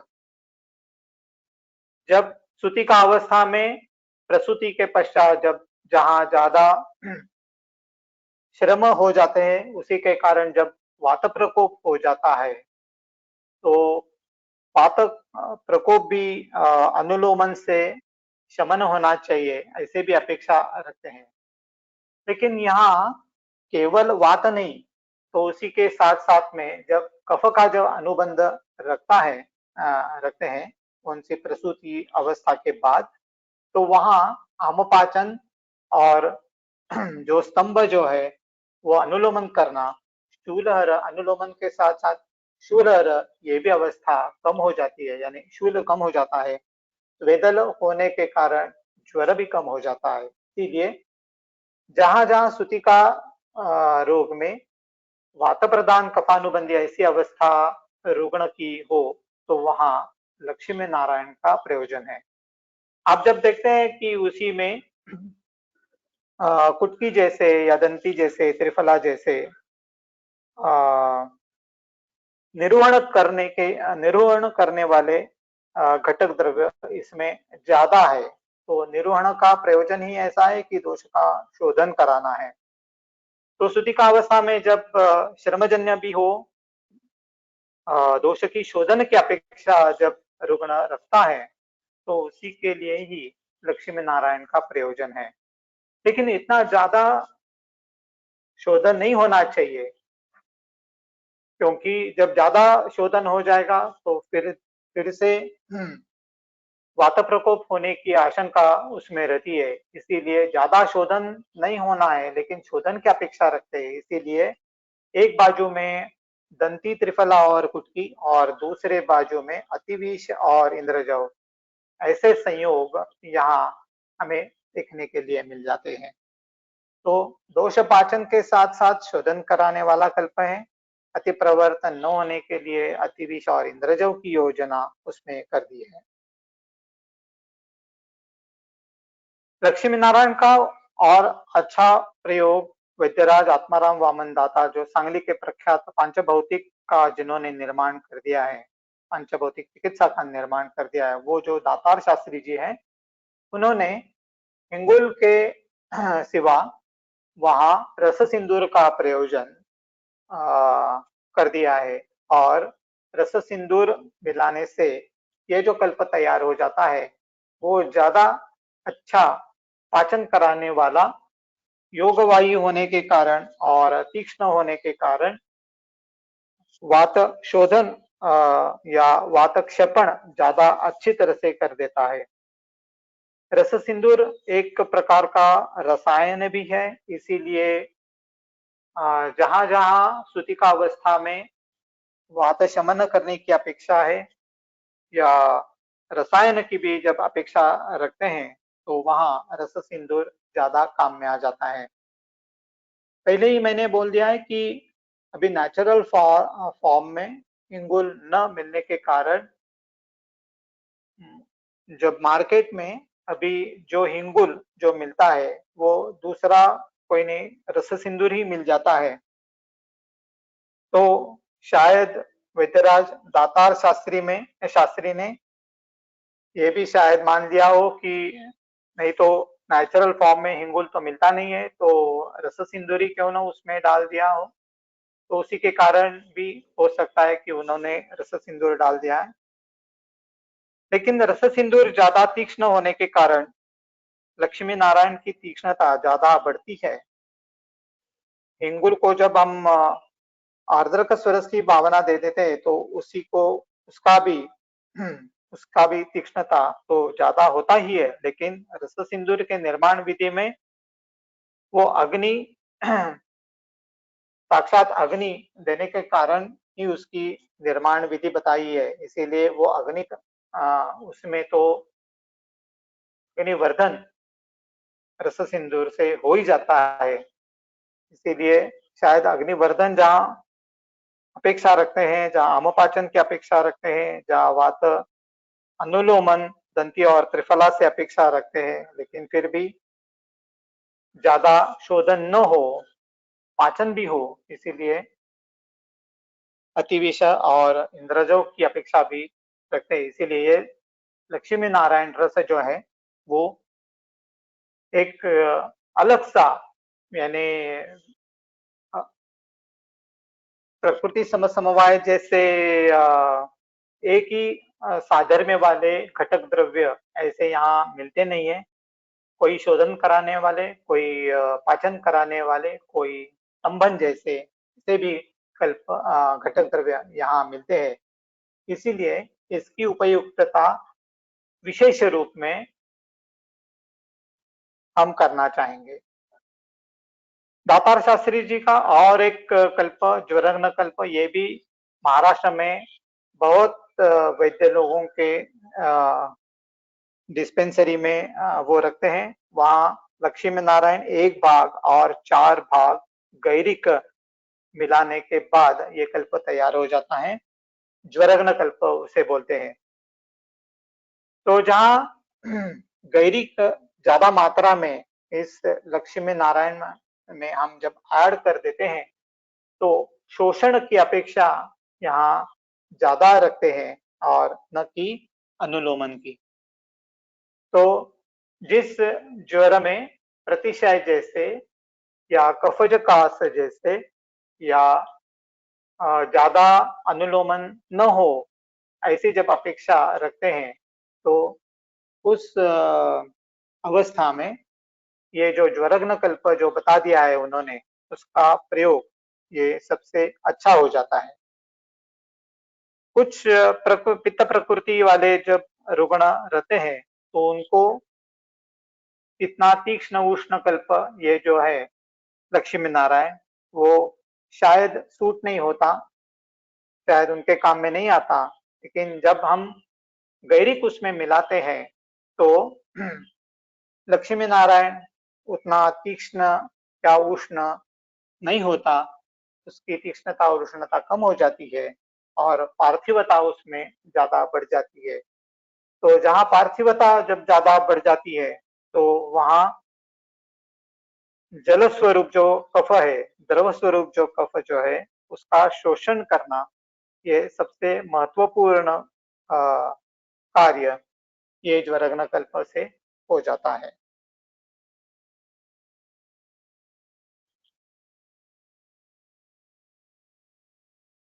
और एक कल्प हम बताना चाहते हैं उसी के हिंगोल वाले कल्प से, सुवर्ण मालिनी वसंत करके। योग रत्नाकर कारण ने ज्वर चिकित्सा के अंतर्गत सुवर्ण मालिनी वसंत का प्रयोजन किया है। वसंत कल्प है, लघु मालिनी वसंत, मधु मालिनी वसंत और आखिरी सुवर्ण मालिनी वसंत, ये तीनों वसंत कल्प ज्वर के हर स्टेजेस में या अवस्था में उपयुक्त रहते हैं। पहले मैंने बता दिया है त्रिभुवन कीर्ति जैसा रस, उसके बाद में मृत्युंजय जैसा रस, उसके बाद में लक्ष्मी नारायण रस और उसके बाद में अभी सुवर्ण मालिनी। तो पहले आम पाचन करते हैं, मृत्युंजय रस से या लक्ष्मी नारायण रस से पाचन और शोधन करते हैं और स्वर्ण मालिनी वसंत से रसायन या ब्रूहण करते हैं। तो इसीलिए हर एक अवस्था का एक एक कल्प, इसीलिए मैंने त्रिभुवन कीर्ति, मृत्युंजय रस, लक्ष्मी नारायण रस और स्वर्ण मालिनी रस, इसकी योजना इस व्याख्यान में कर दी है। तो सबसे आखिरी वाला जो घटक है, जो रसायन कर्म करने वाला या ब्रूहण कर्म करने वाला, उसी के लिए सुवर्ण मालिनी वसंत का प्रयोजन योग रत्नाकर ने ज्वर चिकित्सा के अंतर्गत कर दिया है। उसी में सुवर्ण भस्म 1 भाग, मौक्तिक पिष्टि 2 भाग, शुद्ध हिंगुल 3 भाग, मरीच 4 भाग और शुद्ध खरपर 8 भाग उसी में है। सुवर्ण भस्म उसी में जो है वो रसायन की अपेक्षा रखता है, धातु बल वृद्धि की अपेक्षा रखते हैं।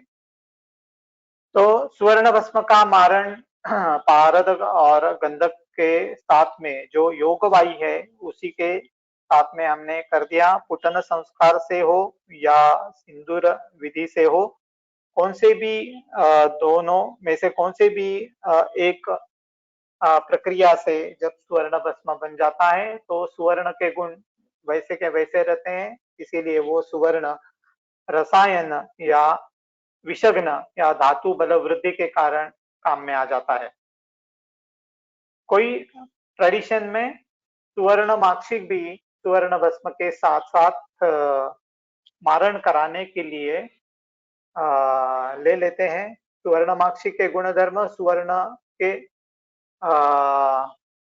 के साथ साथ यानी सुवर्ण जैसे ही सुवर्ण माक्षिक के गुणधर्म है, इसीलिए बहुत ट्रेडिशन में सुवर्ण भस्म का आयोजन सुवर्ण माक्षिक के साथ कराते हैं, उसी से भी रसायन गुणधर्म ही हो जाता है।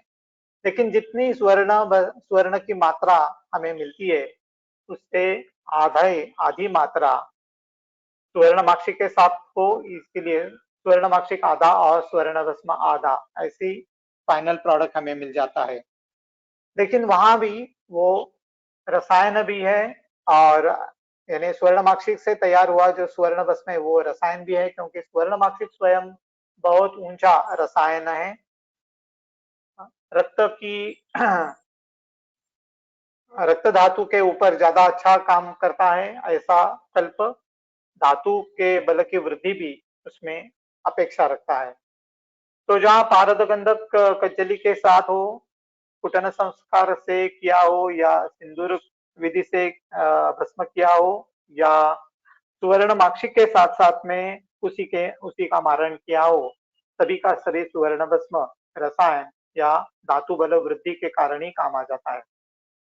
लेकिन कई लोग ऐसे होते हैं कि उनको स्वर्ण भस्म ज्यादा जल्दी बनना चाहते हैं, तो उसी में वो अरिलोह जैसे नाग का उपयोग करते हैं। नाग तो स्वयं शारधर्मी जैसे हैं, इसीलिए अरिलोह है।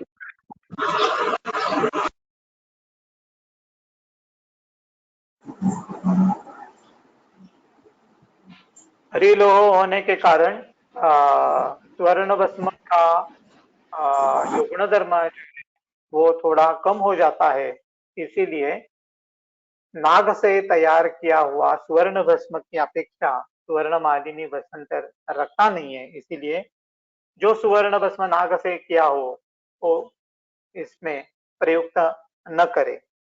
इसीलिए सुवर्ण भस्म के साथ साथ में मौक्तिक पिष्टि यहाँ दे दी है। मौक्तिक एक रत्न है।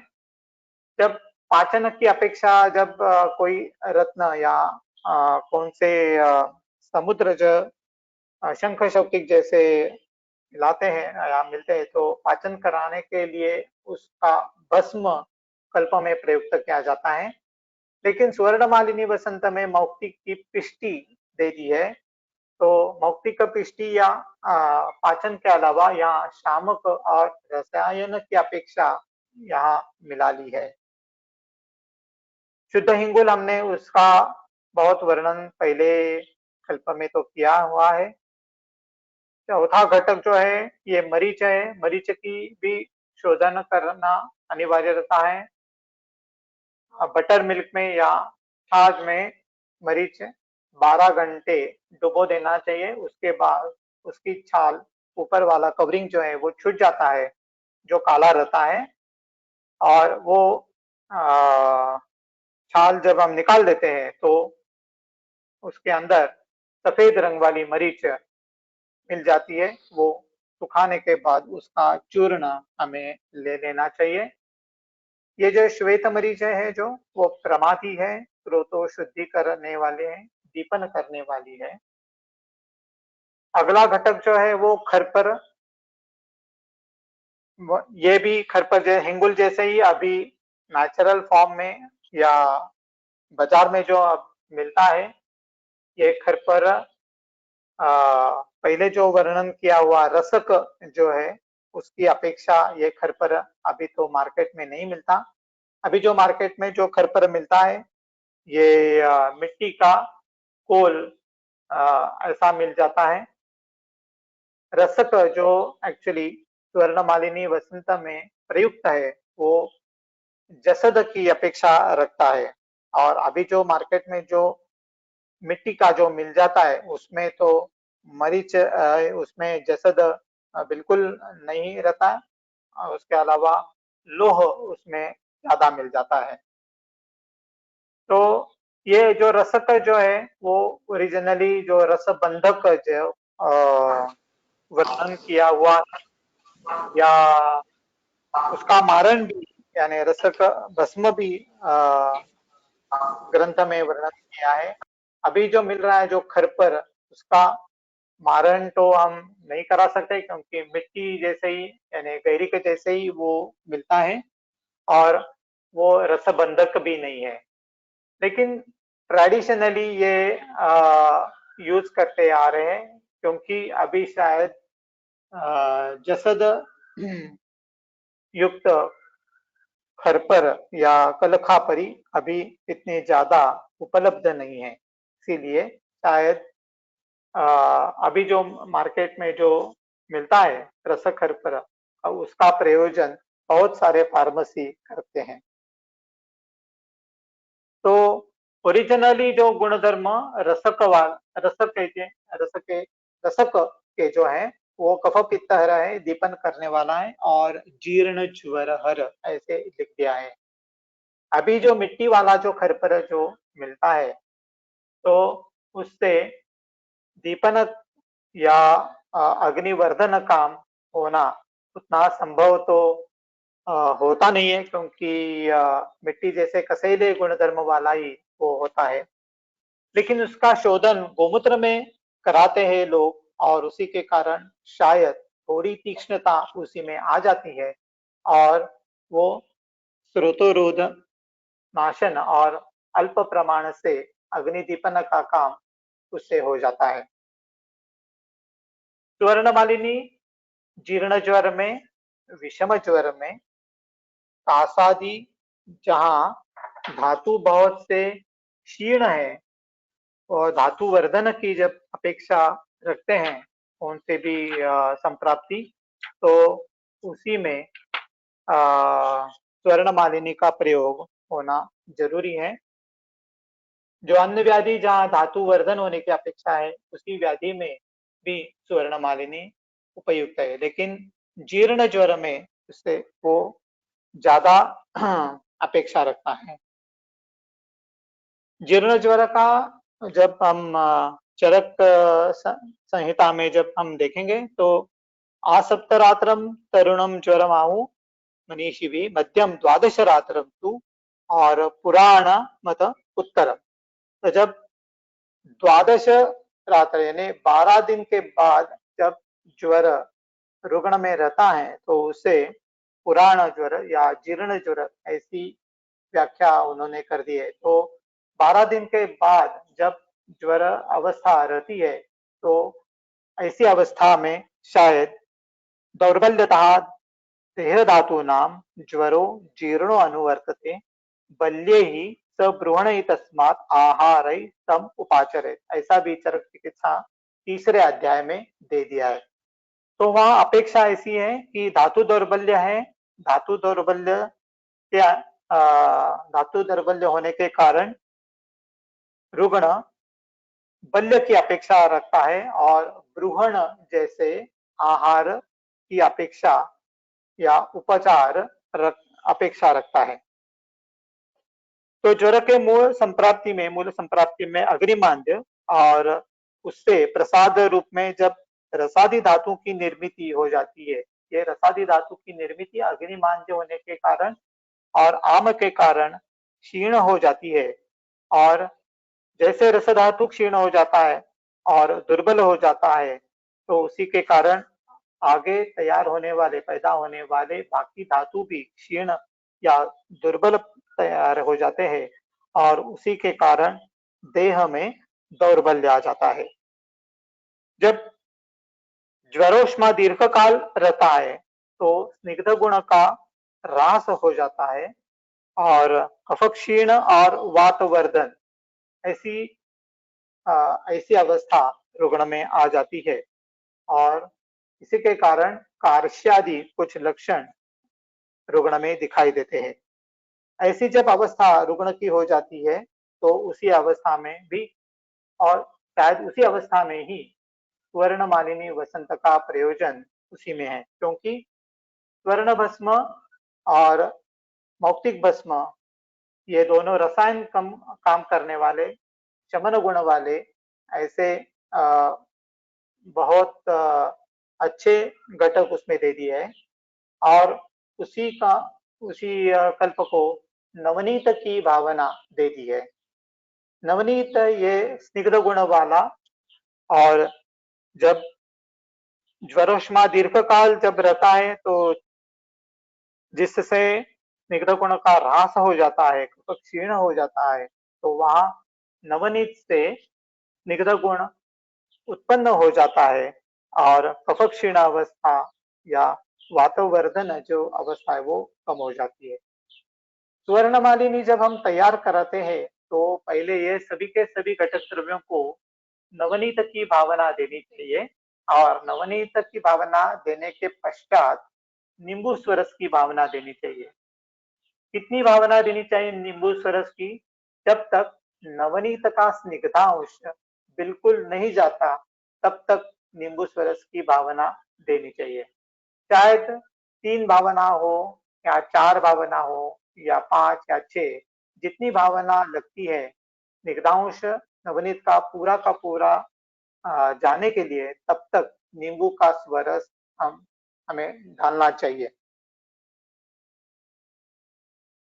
ऐसी बात हो जाती है कि नींबू स्वरस कम डालने से नवनीत का पूरा स्निग्धांश चला नहीं जाता और दीर्घकाल स्वर्ण मालिनी वसंत रखने से उसको एक प्रकार की बदबू आ जाती है और स्वर्ण मालिनी देने के लिए योग्य नहीं रहती।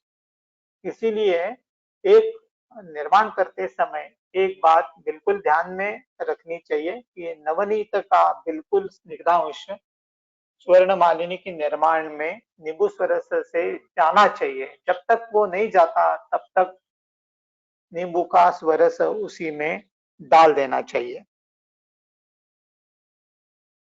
तो जब ऐसी आम्ल रस की जब भावना जब सुवर्ण मालिनी वसंत को जब हम दे देते हैं तो वो अग्निमांद्य हर या स्निग्ध नवनीत और नींबू स्वरस आम्ल रस से अनुलोम भी हो जाता है।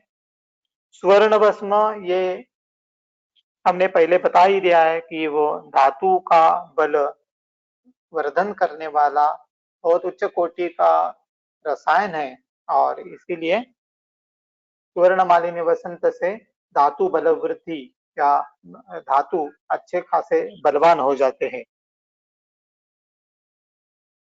तो जहां जहां स्वर्ण से अपेक्षा बल वृद्धि की रखते हैं तो स्वर्ण भस्म तैयार कराते समय जो भावना जो दे देती है हम जो दे देते हैं तो उसमें भी शायद ब्रूहण कराने वाले वात क्षपण करने वाले जब ज्यादा वनस्पति द्रव्य हम काम में लाएंगे तो वहां सुवर्ण ज्यादा ब्रूहण करने वाला या वातहर तैयार हो जाएगा और बिल्कुल अल्प मात्रा में सुवर्ण मालिन्य का प्रयोग वातहर और ब्रूहण कराने वाला धातु बल वर्धन करने वाला हो जाएगा।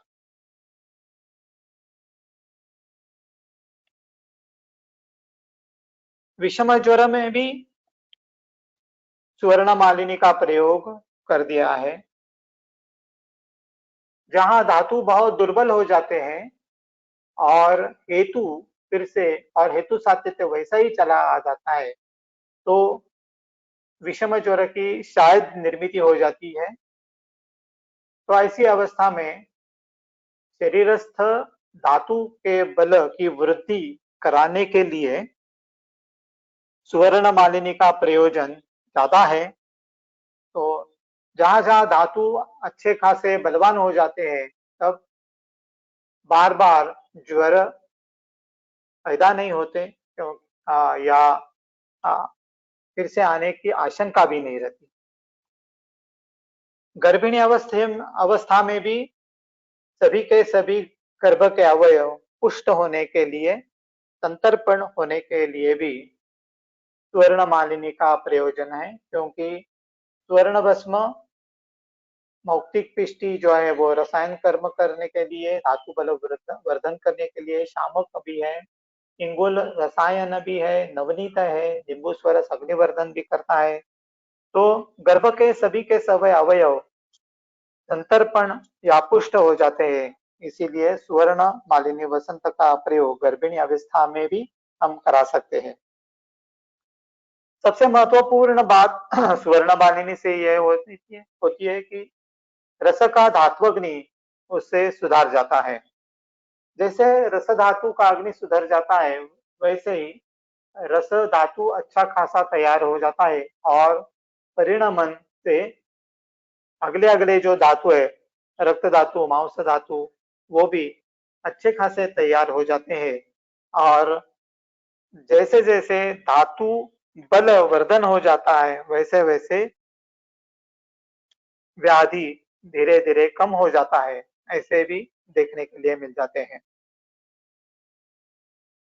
सुवर्णमालिनी वसंत में मरीच होने के कारण जैसे रस धातु वर्धन की जब अपेक्षा हम रखता है, वैसे मरीच होने के कारण मांस धातु का भी अग्नि सुवर्णमालिनी से बढ़ जाता है।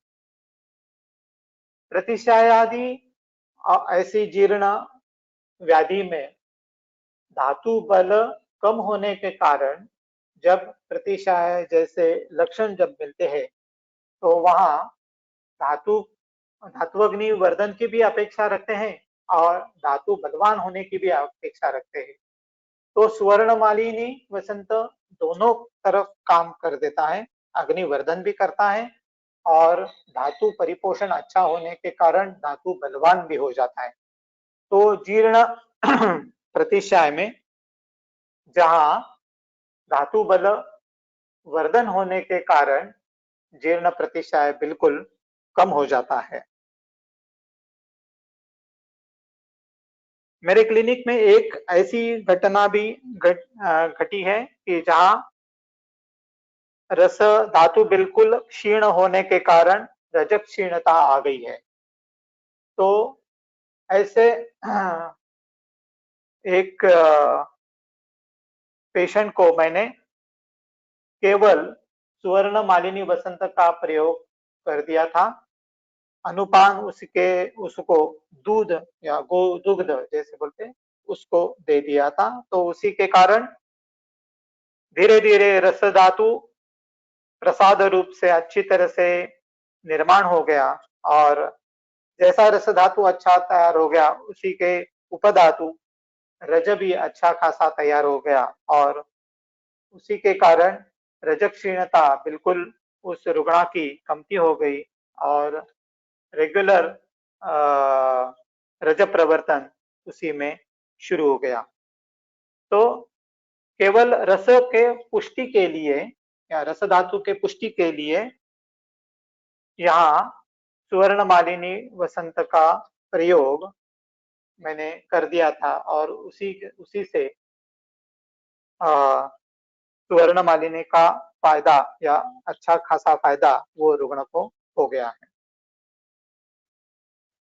तो त्रिभुवन कीर्ति पाचन कराने वाला या स्रोतोरोध नाशन कराने वाला, मृत्युंजय रस और लक्ष्मी नारायण रस पाचन और शोधन कराने वाले और सुवर्ण मालिनी वसंत धातु वर्धन और रसायन कर्म कराने वाले ऐसे विविध अवस्था के 4 इंगुल कल्प हमने अभी इस व्याख्यान में आपके साथ हमने बातचीत की है।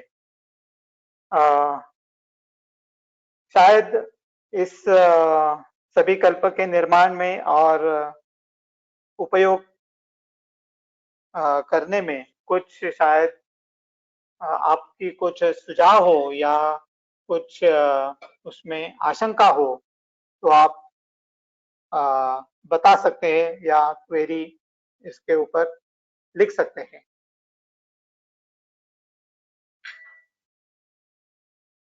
धन्यवाद।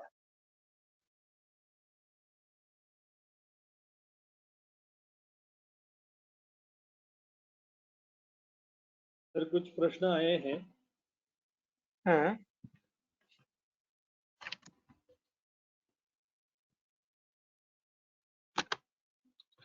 एक एक करके बता दीजिए। बिल्कुल ठीक है।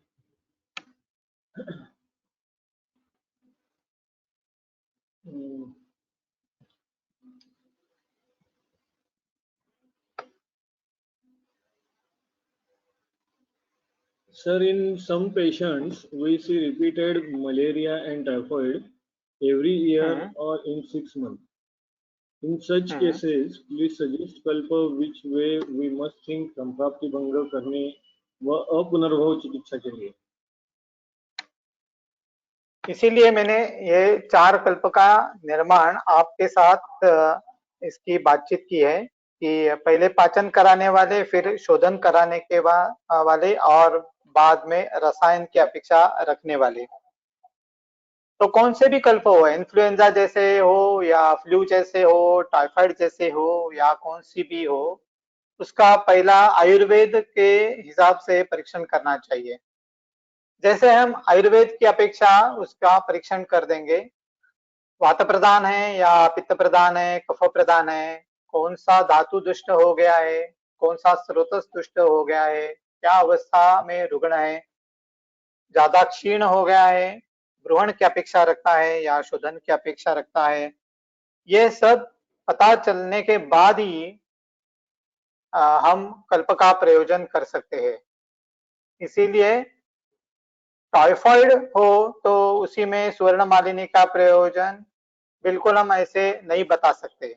इसीलिए पहले आयुर्वेद के माध्यम से उसका परीक्षण पहले करना चाहिए और उसी के बाद में ही टाइफाइड हो या इन्फ्लुएंजा हो या मलेरिया हो या न्यूमोनिया हो, कौन से भी ऐसे मॉडर्न डायग्नोस्ट वाले जब ज्वर हमें मिलते हैं तो उसका बिल्कुल एक जैसे कल्प नहीं बता सकते।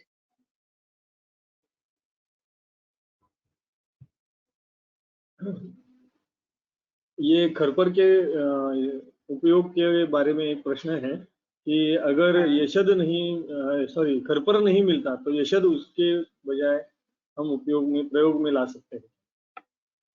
बराबर। एक बात है कि खरपर का सत्व यशद यानी रस का सत्व जसद ऐसे बौद्ध ग्रंथकार ने लिख दिया है। यहाँ जब कल्प में हम जब खरपर यूज करते हैं तो खरपर का सत्व का कितना प्रयोग करना चाहेंगे ये बात उन्होंने नहीं लिखी है।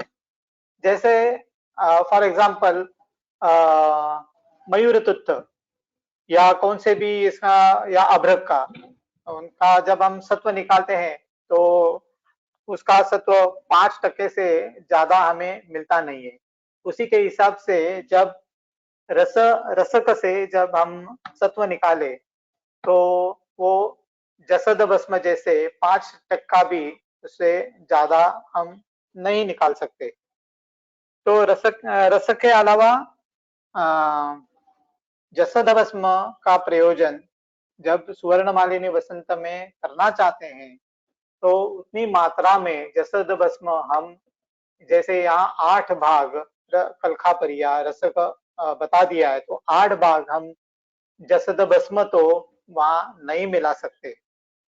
तो और एक ये दूसरी बात और एक है कि खाली सत्व के गुण अलग है और पूरा का पूरा जो घटक का जो है जैसे रस का, उसका गुणधर्म शायद अलग हो सकता है। सत्व का गुण अलग और जैसे अभ्रक का गुण अलग और अभ्रक सत्व का गुण अलग, ऐसे भी हो सकता है। इसीलिए रसक की अपेक्षा रसक सत्व जसद ये शायद उसमें उपयुक्त शायद नहीं हो सकता। लेकिन हाँ, कई ट्रेडिशन में जसद वाली रसक यानी श्वेत मृतिका जैसे कोई लोग उसका उपयोग सुवर्ण मालिनी वसंत या लघु मालिनी वसंत में कराते हैं, जहाँ जसद की मात्रा 10% से भी कम है। लेकिन अभी उतनी खासी यानी उतनी मात्रा में जसद युक्त रस का भी मार्केट में उतना अच्छा उपलब्ध है नहीं। इसीलिए शायद अभी जो सभी के सभी फार्मेसी जो लोह वाली जो ये जो मृतिका यूज कराते हैं उसका कारण ये हो सकता है।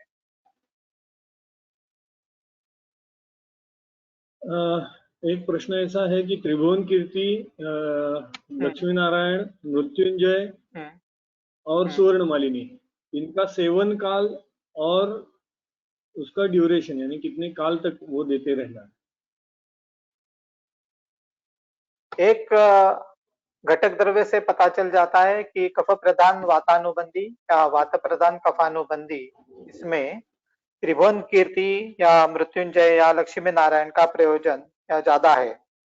इसीलिए व्यान काल में या कफ काल में या उदान काल में आर्द्रक स्वरस के साथ या जंबीर स्वरस के साथ त्रिभुवन कीर्ति की तो मात्रा एक गुंजा ग्रंथकार ने लिखी है, लेकिन रुग्ण के हिसाब से कफ प्रदान हो तो व्यानोदान काल में जंबीर या आर्द्रक स्वरस के साथ हम दे सकते हैं। वातवर्धन की अपेक्षा जब रुग्ण में ज्यादा हो तो जंबीर स्वरस और सुखोष्ण जल के साथ दे सकते हैं। तो जैसे अवस्था हो, कफ की अवस्था हो, जल स्वरूप ज्यादा अवस्था हो तो मात्रा थोड़ी ज्यादा दे सकते हैं, लेकिन जब कफ घन हो तो उतनी अधिक मात्रा त्रिभुवन कीर्ति की शायद हम दे नहीं सकते। वहां लक्ष्मी नारायण का प्रयोग ज्यादा कर सकते हैं, क्योंकि लक्ष्मी नारायण में जो टंकण और सेंधव और ये जो घटक द्रव्य में उपस्थित है, तो वहाँ या कुटकी ये जो द्रव्य उपलब्ध है उससे, और एक महत्वपूर्ण बात लक्ष्मी नारायण में जो है कि जो अभ्रक भस्म जो है, तो अभ्रक भस्म जब लेखन जाति का या पाचन जाति का हम उसमें प्रयुक्त करते हैं तो गाढ़ा कफ या स्नान कफ का पाचन और कफ का निष्कासन लक्ष्मी नारायण से अच्छी तरह से हो सकता है। तो लक्ष्मी नारायण की मात्रा भी वैसी ही एक गुंजा गर्म पानी के साथ या जंबीर स्वरस के साथ या अर्द्रक स्वरस के साथ हम दे सकते हैं। तो जैसे अपेक्षा रुग्ण रखता है या रुग्ण की संप्राप्ति रखती है, वैसे मात्रा की कम या वृद्धि या अनुपान का बदलाव वो भी हम करा सकते हैं। मैंने तो मृत्युंजय रस में आपको बता ही दिया है कि विविध अनुपान के साथ वात प्रदान हो या संधिपात ज्वर हो या अग्निवर्धन की अपेक्षा रखता हो या विषम ज्वर में हो।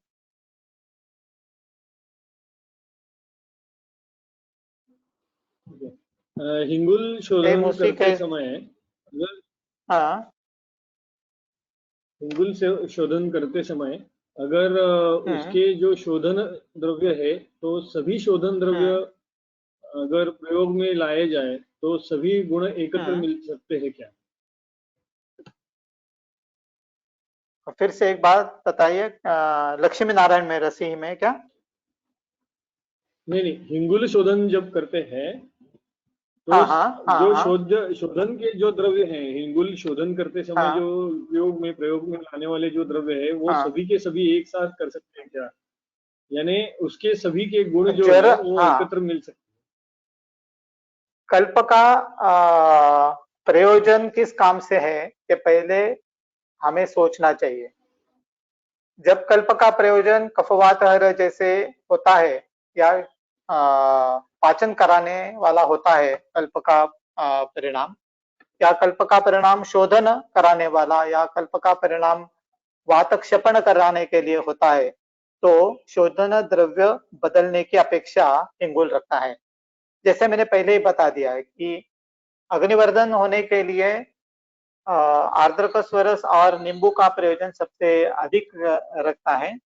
गोदुग्ध या आजादुग्ध ये वात क्षपण के लिए सबसे अधिक रखता है, और दाड़िम स्वरस जैसे जब हम शोधन द्रव्य यूज कराते हैं तो पित्त क्षपण की अपेक्षा ज्यादा रखते हैं। जैसे मधुमालिनी वसंत या ऐसी जो कल्प का जो निर्माण है उसी में जो हिंगुल जो काम में आता है उसका प्रयोग जंबीर स्वरस के साथ साथ में दाड़िम स्वरस भी भावना द्रव्य के लिए यूज कराते हैं, तो उसमें ज्यादा वो तीक्ष्ण उष्ण कल्प तैयार नहीं हो जाता, रादर वो शामक जैसे ब्रूहण कर्म कराने वाला हो जाता है। तो एक ही शोधन में सभी के सभी अ, अ, इंगुल के जो ओरिजिनली जो गुणधर्म दे दिया है, जैसे मैंने पहले बता दिया कि इंगुल मधुर तिक्त है, उष्ण है, कफवात है, त्रिदोष द्वंद्व दोष वैसे है, दीपन कराने वाला है, अति रसायन है, सर्वरोगहर है। तो सर्वरोगहर ओरिजिनली इट इज सर्वरोगहर। जैसे जैसे भावना द्रव्य बदल जाते हैं वैसे वैसे उसमें वो भावना के द्रव्य के जो गुण धर्म जो रहते हैं उसका संस्कार ज्यादा आ जाने के कारण वो गुण धर्म ज्यादा प्रतीत होता है। इसीलिए ऐसा नहीं है कि सर्वरोग हर वो छोड़ देता है, ऐसा नहीं है, लेकिन आर्द्र का स्वर से वो अग्निवर्धन ज्यादा अच्छा कर देता है, लेकिन सर्वरोग हर तो है ही। वैसे ही गोदुग्ध के साथ वो रसायन कर्म ज्यादा अच्छी तरह से करेगा, लेकिन सभी के सभी रोगों में इंगुल तो हम यूज करा ही सकते हैं।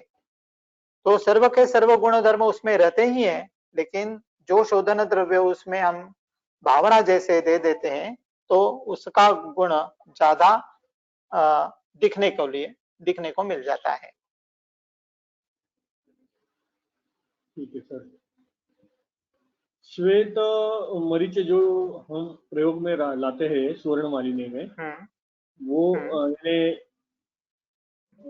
काले मरीच के बजाय वो क्यों प्रयोग करते हैं उसका? मरीच का जो ऊपर का जो कवर जो है, काला जो कवर है, वो ज्यादा प्रमाथी है। और जब हम ताक में जब भिगो देते हैं 12 घंटे, तो उसी के बाद में वो उस ऊपर का जो छिलका है मरीच का वो दूर हो जाता है, और श्वेत मरीच जो मिलता है वो उतना प्रमाथी नहीं रहता, बल्कि अग्निवर्धन कराता है।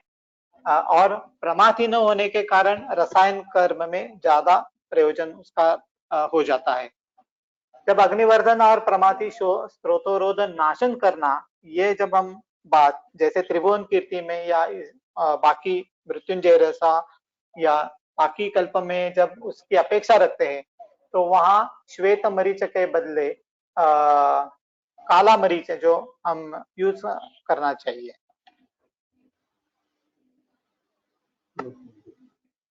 ठीक है सर। ठीक है, सभी रिलेवेंट जो प्रश्न है वो यहाँ समाप्त हुए हैं। तो यहाँ सर हम समापन कर दें। हाँ, किसी को और प्रश्न नहीं हो तो बिल्कुल समापन कर सकते हैं। ठीक है सर, कुछ प्रश्न है लेकिन वो रिलेवेंट नहीं है विषय के हिसाब से, तो यहाँ हम समापन कर देते हैं। लेकिन फिर भी शायद ऐसा हो कि मैं उसका उत्तर दे सकता हूँ, ऐसा हो तो भी आप पूछ सकते हैं। ठीक है, देखते हैं। आपके मुंह से गान सुनकर ऐसा लगता है जैसे कि मैं आपको कोई करता है। क्या मैं प्रश्न कर सकता हूँ? एक minute, please ask your question in chat box. Tribhuvan Kirti के बारे में एक प्रश्न है कि त्रिभुवन कीर्ति में कुछ पारसिक यवानी कुछ इस्तेमाल करने का एक ये है, प्रघात है कुछ लोगों का। प्रघात है, हाँ बराबर। हाँ हाँ, तो उसके बारे में आपकी कुछ टिप्पणी? जो ग्रंथकर्ता ने जो घटक द्रव्य या बता दिए हैं वो एक हिसाब से दे दिए हैं, या कुछ रुग्ण सामने रखने के बाद या कुछ कॉमन जैसे संप्राप्ति जो देखने के लिए मिल जाती है, उसी के हिसाब से घटक द्रव्य उसमें ऐड कर सकते हैं। शायद ऐसा हो सकता है कि कुछ घटक द्रव्य कौन सी प्रदेश में या रुग्ण के हिसाब से उसको प्रयुक्त नहीं रहता, इससे या कुछ का प्रयोजन उसके अलावा भी और ज्यादा हो सकता है, जैसे इंगुल की मात्रा कम करना या सुरस आर्द्रक हेमभी की एक एक ही भावना दे देना, या शायद पारसिक यवानी का ज्यादा मात्रा में प्रयोजन करना, ये सभी के सभी ये जो भाग है ये रुग्ण की अलग अलग संप्राप्ति के प्रयोग में आ सकते हैं। पारसिक यवानी का प्रयोग ज्यादा मात्रा में अवसाद कराने के लिए, निद्रा कर या वेग कम करने के लिए या चांचलत्व कम करने के लिए ज्यादा मात्रा में प्रयुक्त हो सकता है। इसीलिए शायद कौन से ट्रेडिशन में पारसिक यवानी का प्रयोग उसी के हिसाब में त्रिभुवन कीर्ति में किया हो सकता है। लेकिन ऐसे बहुत सारे द्रव्य हैं कि जो हम त्रिभुवन कीर्ति ही नहीं, लक्ष्मी नारायण या स्वर्ण मालिनी के साथ साथ में भी दे सकते हैं। ये सभी के सभी अवस्था रुग्ण की संप्राप्ति की अवस्था या रुग्ण की अभी की करंट सिचुएशन या अपेक्षा कौन सी है, उसी के हिसाब में कम ज्यादा हो सकती है। In which month of pregnancy Suvarna Malini can be used and for how long? या व्हाई नॉट, स्वर्ण मालिनी वसंत तो गर्भिणी अवस्था में तो दे सकते ही है, उसमें कुछ संदेह ही नहीं है। लेकिन मात्रा जब पित्त प्रदान हो रुग्ण तो मात्रा शायद कम हो सकती है, या अनुपान से दुग्ध या गोघृत या शतावरी घृत जैसे ज्यादा भ्रूण कराने वाले घृत उसी के साथ प्रयुक्त रहेंगे। जैसे रुग्ण की अवस्था हो, प्रकृति हो, उसी के हिसाब से मात्रा कम ज्यादा कर सकते हैं, या अनुपान से भी प्रकृति के लिए जैसे सुटेबल जैसे हम कल्प करा सकते हैं।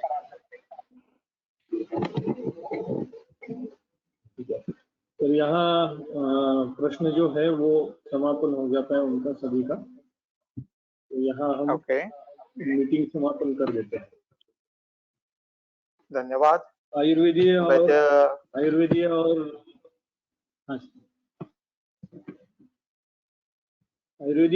आयुर्वेद टीचर्स एसोसिएशन द्वारा आयोजित इस व्याख्यानमाला में, अभ्यासमाला में वैद्य गुरुवर्य सानी सर ने आके व्याख्यान प्रस्तुत किया। उसके लिए हम सभी श्रोताओं की तरफ से और दोनों संस्थाओं की तरफ से आपका आभारी है सर, और ऋणी है। आभारी हूँ, आपने मुझे बोलने का अवसर यहाँ दे दिया, तो मैं भी ये आयुर्वेदीय और टीचर्स एसोसिएशन का ऋणी हूँ। धन्यवाद।